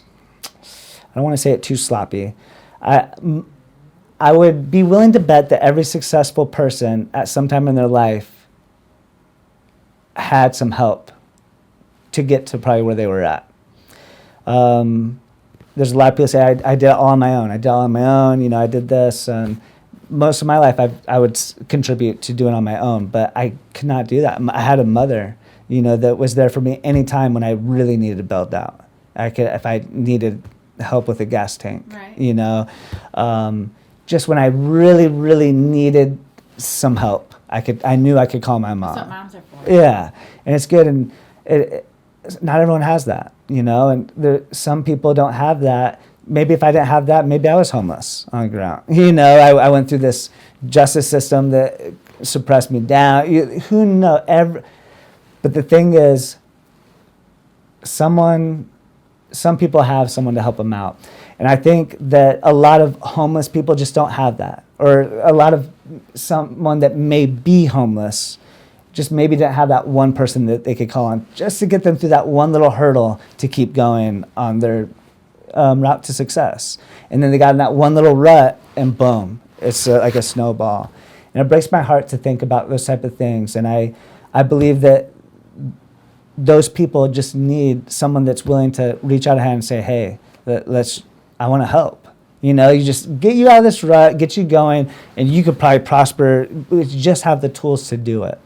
There's been so many times, if you had this whole studio, what you could do, and it takes some time. It takes some time to get to where you're at, and if you could just one little help. So I think with the homeless, that's what this is for. I want to make sure by the time I'm done, I want to make sure, I want there to be, I see District 35, by the time I'm done being a senator, I'm out of office, that there's no homelessness, the streets are safe, the abandoned houses are filled and occupied with productive members of society. The hospitals are empty when you walk in, and the jails are empty when you walk. That's where I see it. I'm like, oh, that's impossible. I don't think it really is impossible. I think we can do that. I really believe strongly we could do that. So this one here is for the homeless. It's going to help. First, we're going to buy some of these buildings or houses where we could at least start housing some people. Get them off the street. I couldn't believe my first winter here and seeing homeless people on the road, pushing their basket in a blizzard. It breaks my heart into my stomach into pieces. And I want to help them so bad. So we can. I have a bill, $40 million over the next 5 years, just for the homeless. Okay? This doesn't raise the taxes. This is from state surplus. This is from grants. We're going to build little communities, and this isn't to get them comfortable where you just have a handout, but we're going to get them into training, what training they need. We want to get them a job, and get them into a house. If we need to help them pay for some house for rent for some time, that's okay to get them up on their feet. But eventually, the goal is you're paying your own rent. You have a job you're going to. You're paying your rent. You have your house, and that's the goal for that. Okay. And everyone, you could look in further. I'm going to try to just touch on these a little bit, but on the website. You can read them on his website. That's right. Okay, so that was 6. Let's go to 7. I have a lot of revised ones on this one. Oh yeah, this one is a tough one. This one's a tough one. Okay, this is the Mid-Michigan Anti-Foreign Law and Religious Freedom Act. So this one I did have to, I had to do a lot of revising to make sure it doesn't come off or it doesn't trample over anybody's rights. Okay. In a nutshell, what this is going to do is your religious freedom is protected. I remember growing up, and one of the first things I loved about this country as a small kid, remember my mom telling me to be thankful that you could even pray, because in some countries they get killed for even, praying to their God with who they believe in. So I no matter what you believe in religiously, you should have the freedom to do that. Now, I strongly not only believe, but I know for certain fact that this country was built on a certain set of values and a certain set of principles according to the Holy Bible, directly through making the Constitution. So I would like to not to put one religion over the other. So I have revised this, but it's a good bill. It's very well written. But where one religion is over the other, all religion is acceptable, but no other foreign religion, and I say foreign meaning our local religion would be Christian, since that's what our founders wrote the Constitution on.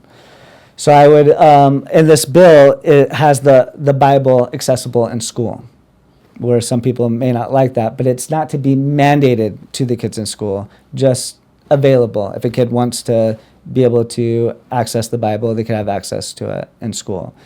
Now, if a kid wants to bring a Quran to school, they could bring their own Quran, but a Quran's not going to be available by the school, is kind of what I'm saying by that.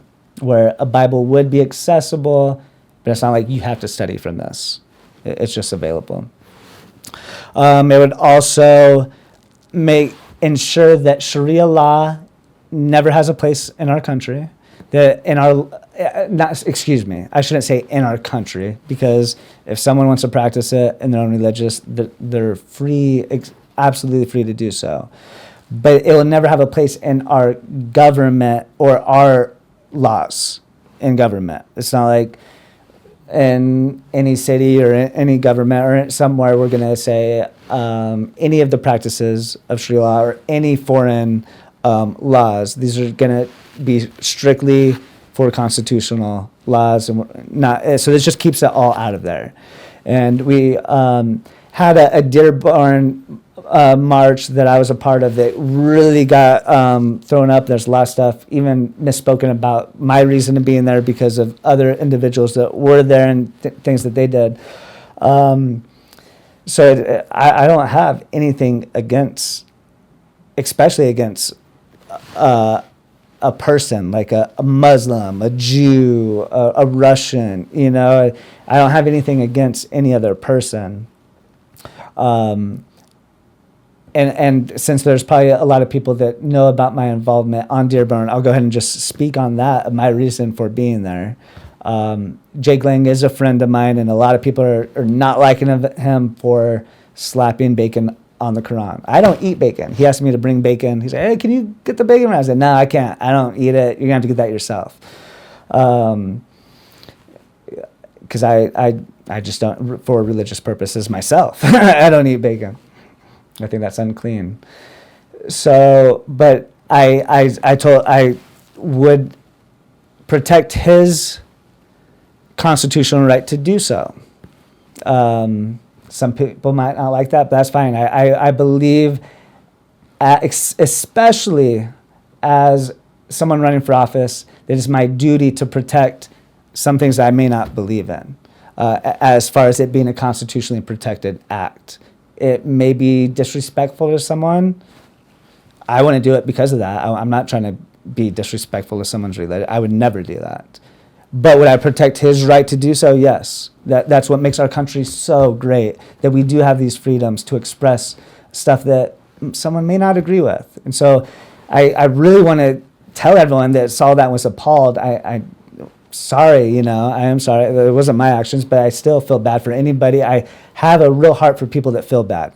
Like people that anybody growing up, someone would get called fat, it break my heart. You know, I don't like that. The Republican Party a lot of times is F your feelings, and I never liked that statement. I'm not about F your feelings. I really care about people's feelings, like deeply.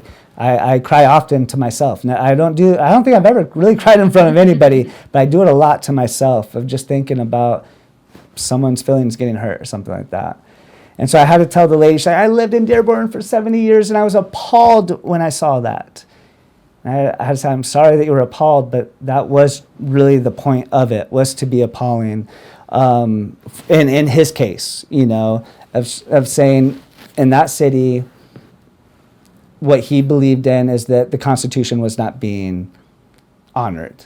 So he's like, I'm going to do something to see if they're going to honor it. And it wasn't honored. He got punched in the face and different things. But the reason why I was there, that he came there and that was his intentions on doing. My reason for going there, which was my idea for even going there, I called up my buddy Jake. Hey, do you want to come be a part of this? And called up other people.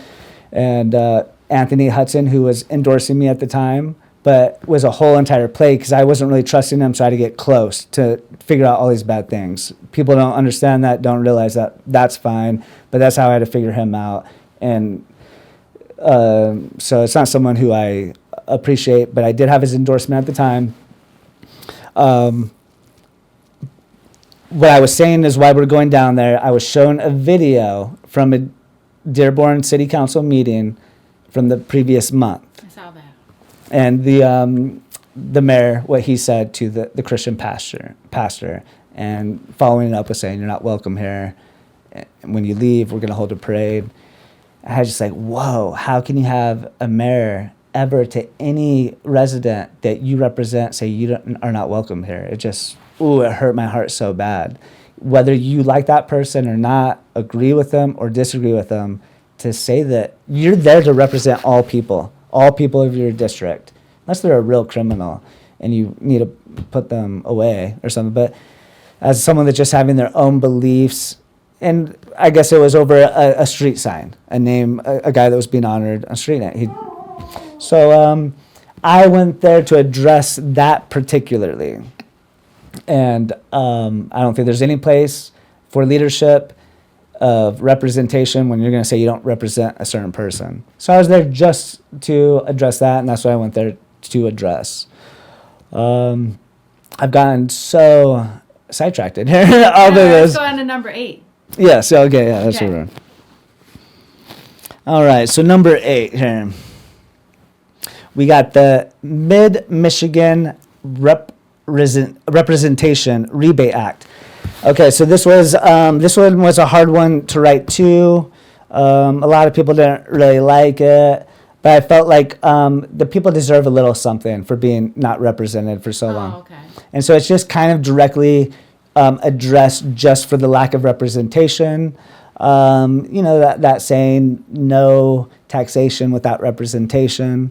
So it's kind of like my first little thing on it was like, we're not going to pay taxes until we get representation. But this is formed into a realistic way. If I remember right, I think it's like $100 reimbursement check to everyone in the district. Not something very big, but a little something. And then to ensure that this never happens again. There's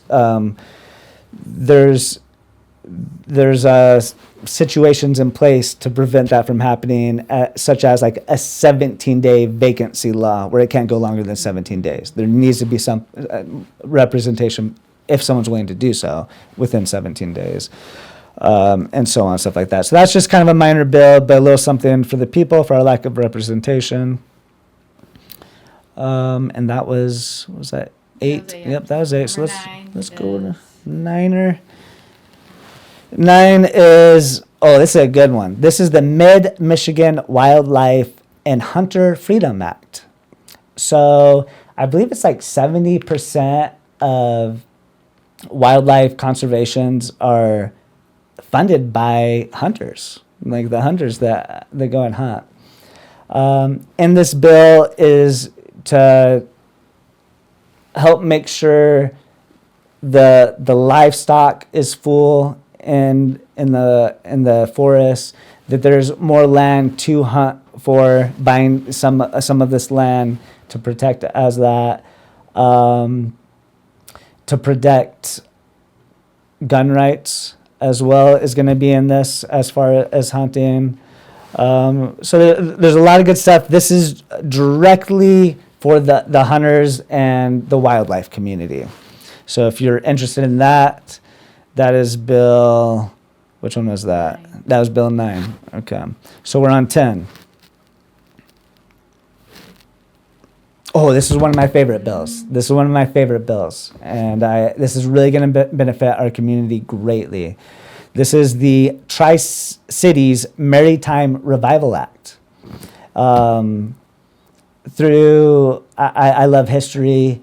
And when I first moved here, I just was consuming the history of this area, and something that this area was really known for and that was really excelled at was building ships. They kind of lost that art over time, and you don't really see that here. So this is to bring that back. We have this is something we should be known for, as people here that live around so much water and have this type of opportunity and lumber and technology. So this is to bring back the shipbuilding. Through that, it provides another 500 jobs through that. At the same time, I'm going to get a lot of heat from a certain direction on this, but it's going to focus on cleaning up our waterways. We have some of the most toxic waterways. I've seen that we have the top 2 toxic waterways in the state. And we have some of the toxic waterways in the country. So that's not saying very good. Right here we hold 2 of them, and that's the Tittabawassee River and the Saginaw River. And the reason for their toxicity is because directly from Dow. There may be some other minor contributions, of course, but the big impact is because of Dow Chemical and the dioxides that they're polluting into these waters. So this is going to hold Dow directly responsible for, how much was it? I think it was 60% of the cleanup cost. Mm-hmm. We'd have to look at it, but a good portion of the cleanup costs to get these waterways cleaned up. We're going to dredge them too, get them clean on the bottom, make them a little bit deeper for ships, where we could have some good traveling lanes, and we could have our own shipping routes as well.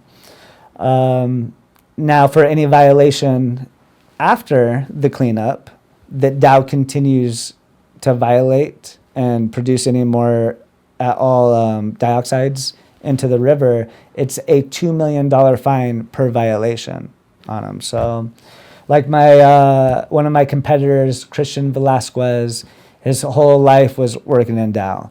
These just aren't people that you could count on to do some of these things. It's not someone that's going to go after Dow, and it's something that's very much needed. Dow's a powerhouse out here. It's a powerhouse. They fund a lot of things. So it's not a very easy position for a candidate to go after some of these things when a lot of them count on their funding from these organizations. So that's okay. I'm not worried about funding at all. I could do every single thing in my campaign for $0. I could make videos. I could go out and speak with people. Right. I don't need to burden. It's so wrong for me. Ever since I was a kid, there's little things that I'm like, why do people do this? Why do news reporters all speak this certain way? Why do all politicians do this? And all these things, why are they? And I understand there's some control when you start getting this type of money and you're able to do more things and control outcomes and influence and get people to support you by giving them money to help them out with those things. But my strategy is not to win over these other people to back me, just winning over the people to back me. And if I could just get in and communicate, and I believe I could win the hearts over the people, they could look past some of these things that people say about me to look bad. I think there's more to it when you communicate. Okay, so 10, that's the Maritime Revival Act. There's a lot more to that, but those are some big parts of that. And there was a big bill, or there's a big fund. The governor, Whitmer, she announced it was like $8 billion for shipbuilding, like right after I had made it. Yeah, so I was like, oh, let me add that in. And so I went in, I was like, okay, we have another to pull from for that. So, okay, 11 and 12. Let's get to 11. Okay, 11 is, now this is my favorite one. This is my favorite. I know, they're so good. I love all of them. But this one is going to be, I think, really exciting to the people. I want you to really listen to this one. This one is going to be historic. It's going to be historic, and I'm proud to say that I'm going to be the first senator to present what's called the Internet Bill of Rights. I've presented this a couple times over the time since we've created it, years and years and years ago. And in fact, the person who created it first brought it to me, and I was like, whoa, hold on. He's saying all these things. And I was like, wait, Internet Bill of Rights? Tell me more about that. And then we started like crafting that. But he had a good premises. So General Flynn was the first person I ever publicly stated, would you support an Internet Bill of Rights? He's like, oh, what's that? And so then all of a sudden the whole like media corps turned to me, and I kind of sold that interview for a second, like, what's an Internet? And so I started telling about it until General Flynn knew that he was losing the internet. He's like, interrupting. He's like, I think we ought to have something like that. It's called the Bill of Rights. He's like, I might not know what you're talking about. And since then we've spoke about it, he knows. But I presented it first there, and we'll be glad to present it first in an official capacity, because it's going to be a pivotal part of our history in securing our freedoms and security to where our future is headed. And the way that I asked it to General Flynn, I was like, well, we're kind of living in a modern day Terminator movie where we see, like, at least our generation younger than me feels like the machines are taking over and they're stealing the jobs, and they're not going to have any job security because it's all automated. And so in this, it's protections over this automated world that we're entering into, as AI is getting so good, but also so dangerous. You know, in the wrong hands, it could be very dangerous. In the right hands, it could be very productive and very useful. So, but right now, it's the wild, wild west on the internet. There's no protections. People are getting thrown in jail all the time for basic freedom of speech, or at least what they would do on the side of the road, freedom of speech. They do that online, and there's different legalities like digital fraud, or, you know, they do have these different terms to do it. So this is going to extend the Bill of Rights. It's not to replace the Bill of Rights or to change the Bill of Rights. It's to extend the Bill of Rights to the digital world. So we have those same protections in the digital world when we're online, when we're one of the options is to reclassify tech companies as utilities. Yes, exactly, as utilities, because I understand a lot of people say, well, hey, those are private companies. They could do what they want. If they don't want you on their platform, they don't have to let you on their platform.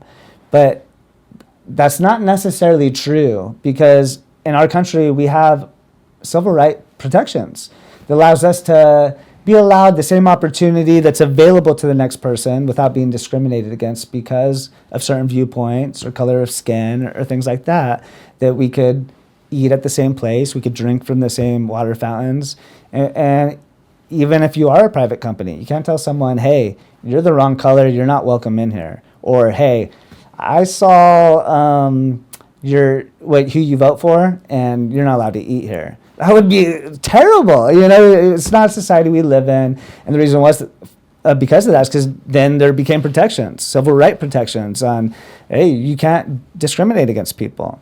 So that's what this is doing. I know it's new to people and say, oh, you can't do it. But this is the time that we're in. And this is the time that we have to be brave and do things that are new but's necessary. And these tech companies like Facebook, yeah, you're a private company, but you give access to all the public. and you're only banning certain people. At least during this time, I was banned myself, which I wasn't calling for violence. I was just reporting news as a journalist, and I'm getting banned off stuff. So I think we need to have these rights that just because you have a different viewpoint, that you're not kicked off the internet. Because in this day and age, it is a necessity to do, like, to run a business. A lot of people's businesses, if they don't have that access to advertise to their people on Facebook, they would not have the same opportunities as everyone else does. Or for running for office, if I was restricted from talking to the people on social media, I do not have the same opportunity as the other candidates that have. So this extends your rights to the internet, and it could go on and on and on. A big win in this bill, and for our future, and for our immediately when it's passed, is your data rights and protection over your data rights, where your data now, after this bill, becomes your intellectual property, because it is your intellectual property. Anything you produce or create is yours, is your product. So it labels it as your data produced is your intellectual property. So this conversation right now, people at home, and you're just talking to someone face to face, you're not even texting them, that is still creating data, because your phone, if you have a phone with you, a computer in the room, you're being listened to. It's just the way it is. You've accepted too many terms on your phone where they're listening to. One of those apps, when you said accept, was they have to listen. They're going to listen to you, and they're going to advertise you. They're going to collect data, so they could make your life easier, right? Someone like me, who I've stepped out of this realm now as I became public. Someone like me, 10 years ago, I went off the grid. I don't want you collecting my data. I don't want a advertisement to pop up about something I was talking about yesterday. I don't want you to listen to me. I want my security. So this bill allows you to opt in or opt out. If you opt in, your intellectual property is yours. You're saying that you're going to allow whatever company that is going to participate in this to use it. It could be Dick's Sporting Goods down the road. It could be definitely Facebook and X and these digital companies. But all these stores, all these local communities, they pay a lot of money to collect data so they could advertise you. Your data in general is worth trillions of dollars. It's worth more than anything in this world as far as an economy. It's worth more than gold, silver. It's worth any type of asset. So by now, you have it as your intellectual property, you own it, and you have the two options, opt in, opt out. I'm going to opt in. I like seeing the advertisement pop up. Like, oh man, I was talking about that. I didn't have to go look everywhere for it. It's right there. Awesome. I like the convenience of this. I'm going to opt in. You could use my data, because with that also comes a passive income. These data companies, to use your data, have to pay you to use it. You're producing a very, very valuable source that people don't know it yet who are doing it. They're all going to know, because there's people now like me. I've been doing this for like 5 years, talking about this to anybody that you could think of that's very high up in the government.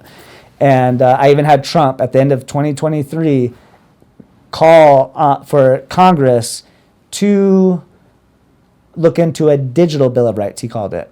But I was saying it to everybody, and his speechwriter follows me. Because I was like always seeing him like say something, like, wait, is he watching my show? You know, it's like talking about stuff I just talked about on my show. But I realized that his speechwriter, Michael, who wrote all his speeches, followed my show, Liberty Report, and would message me all the time on X. I'm messaging back and forth, and I didn't know for the longest time, like, this is Trump's speech. No wonder I'm hearing this stuff that I talked about on my show.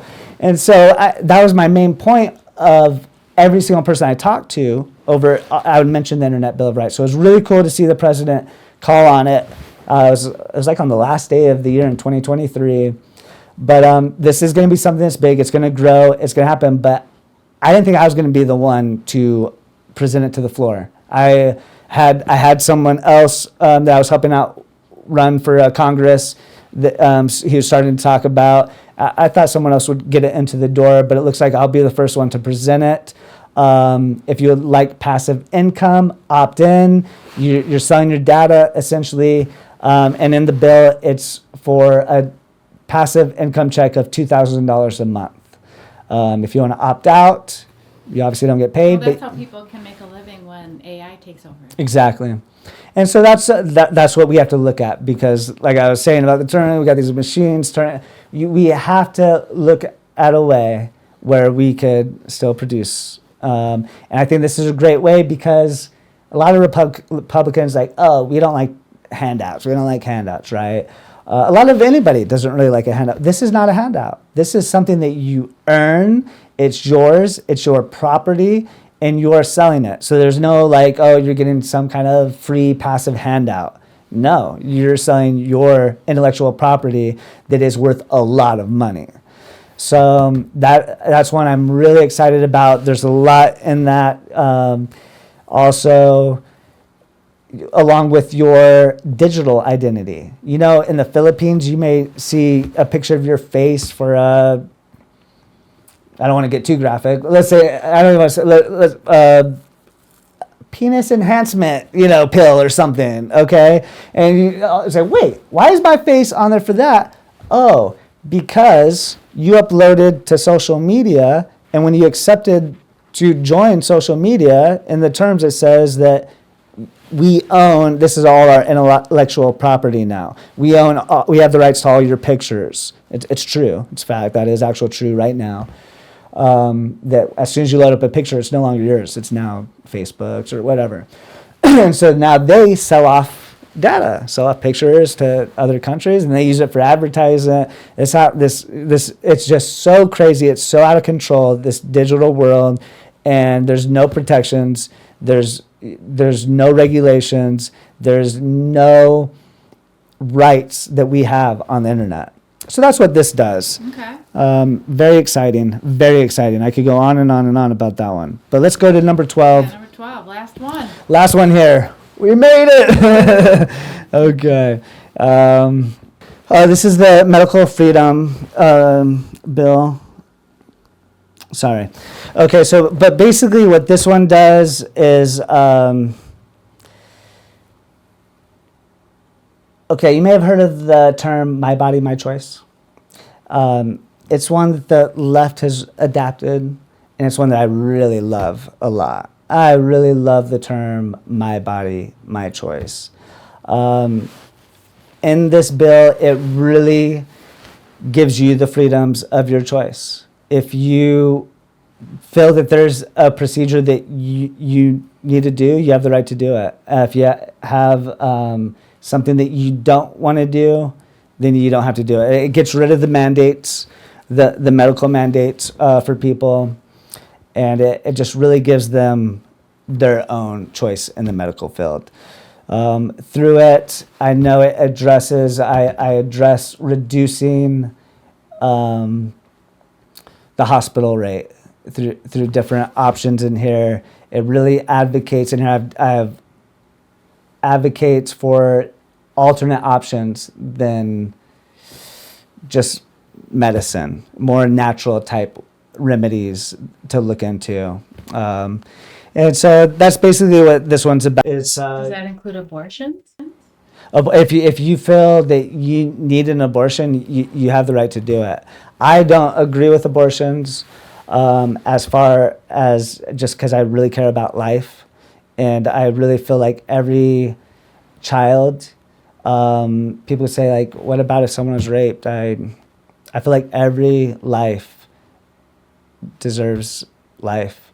I could understand if that person may not want to live with that child or keep that child and maybe give away for adoption or something like that, that would remind them of something. But I don't agree with killing. I just don't agree with that. But I believe that if the woman life was threatened, that everything should be available to save that woman's life. Everything. So I'm not against like any type of emergency procedure for the woman's health. That's extremely vital. But yeah, it would absolutely have to do with that. You have your medical freedoms. If you believe that something is harmful to you, you should have the right to not do that, or remove whatever is a part of you that's harming you. That's a touchy subject, but I believe everyone should have their own rights over their own body. Yeah. So, do you have any final words or things you want to wrap up as we? Sure. I would tell everybody, you have my number. It's on my website. You have my website. You have my number. Call me if you have any questions. I strive to be a person going into office to represent you, of someone that will be a listener. I think that my strongest quality on what makes me good to represent you is being a good listener and truly wanting to hear whatever issue that you have, that you may be going through, or that just you have in the world, in the community. I want to truly listen. I want to hear, and I want to apply my absolute best effort to do everything I can to help you with that problem. It's something I truly believe in. I'm not saying that just to say it. That's the only reason why I'm here. I am not here for self-gain. I'm not here to raise a lot of money from you. I want to do the opposite, give you money, not take your money. That's why I'm choosing not to ask for donations. I want to be here for you. I'm not looking for you to be here for me. I appreciate that, but I want to be here for you. I am a servant my whole life. What I've been happy about myself is being a servant to others. That's what I really, really care about doing, even at church. They're like, if you're a king, stand up if you're a king. And I stay sitting. I'm going to say, get up, you're a king. I say, no, I'm a servant. I'm a servant. And that's just how I've always perceived it. I do agree with a lot of people on different aisles, but I disagree probably more so with those same people. I am not just here to go along and follow suit with one way or one party. I am an independent. That's a fact. You had the chair of the Saginaw party say I declare myself as an independent. No, I am an independent. That's what I'm registered at. But the fact is, I'm a Republican candidate, is where she misspoke, and that is the fact. I am a Republican candidate. That's the fact of the matter. So, but I feel like you lose the battle as soon as you start talking about Republican or Democrat. I believe they're one of the same group, and I'm not with the Uniparty. I probably, if anything, would have ran independent if I thought it would have been smart to do so realistically to get voted in. I don't think that's realistic to actually win an election. I believe that as a Republican, that's the smartest choice. I share a lot of my values with that. Donald Trump did win this district. It is a little bit more Republican. So don't just look at me as a Republican. I'm just one of you. I'm a resident here. And like I said, I'm not here to better myself in the political world. And in fact, I don't want anything to do with the political world. I want to come in here and I want to make this area better, and I want to get out and go back to raising my family. So I'm not looking into how long I could be in politics. I see that there's something that could be fixed right now. I know that I could fix it. I know I could get these things presented in a good way, that's single bill issue that could actually get these people to accept these bills, and we could get this district better. So you're not voting me for the next 4 years. You're going to vote for this candidate for the next 7 months. I will be running for the next 4 years, but that doesn't necessarily mean that I will be that candidate. But right now, I want you to look at every candidate, see what they can do to catch us up to where we're at now. Not get in and see what they could do and start running for the next 4 years. We need someone. This particular election is for the remainder of the special election. So I hope you're making your decision based upon that, on someone could do that. Because not only am I going to catch us up, but I'm going to propel this district further than it's ever been before, just from these bills alone. And I have so many more in store that I'm working on, and I can't wait to present them to you guys. I'm an open book to you. If you disagree with me, you can talk to me. I'm not going to get mad. I truly have nothing to hide. There's some things people might like, but it's okay. I am strong-hearted. I will speak strongly for you, but that's what you need. Some of these other candidates say, you need a fighter to go in there, but they're not really a fighter. I went to jail for fighting. I'm actually a fighter. I will get in there and I will fight for you. I'll be there for you. You can count on it. And I don't care what the Republicans say. I don't care what the Democrats say. I care what the people that I represent say. I'm a service to you. I work for you. And that's the way it is. So I appreciate you. And I hope to meet all of you. Awesome. Thank you, Chadwick. All right. Thank you for your time.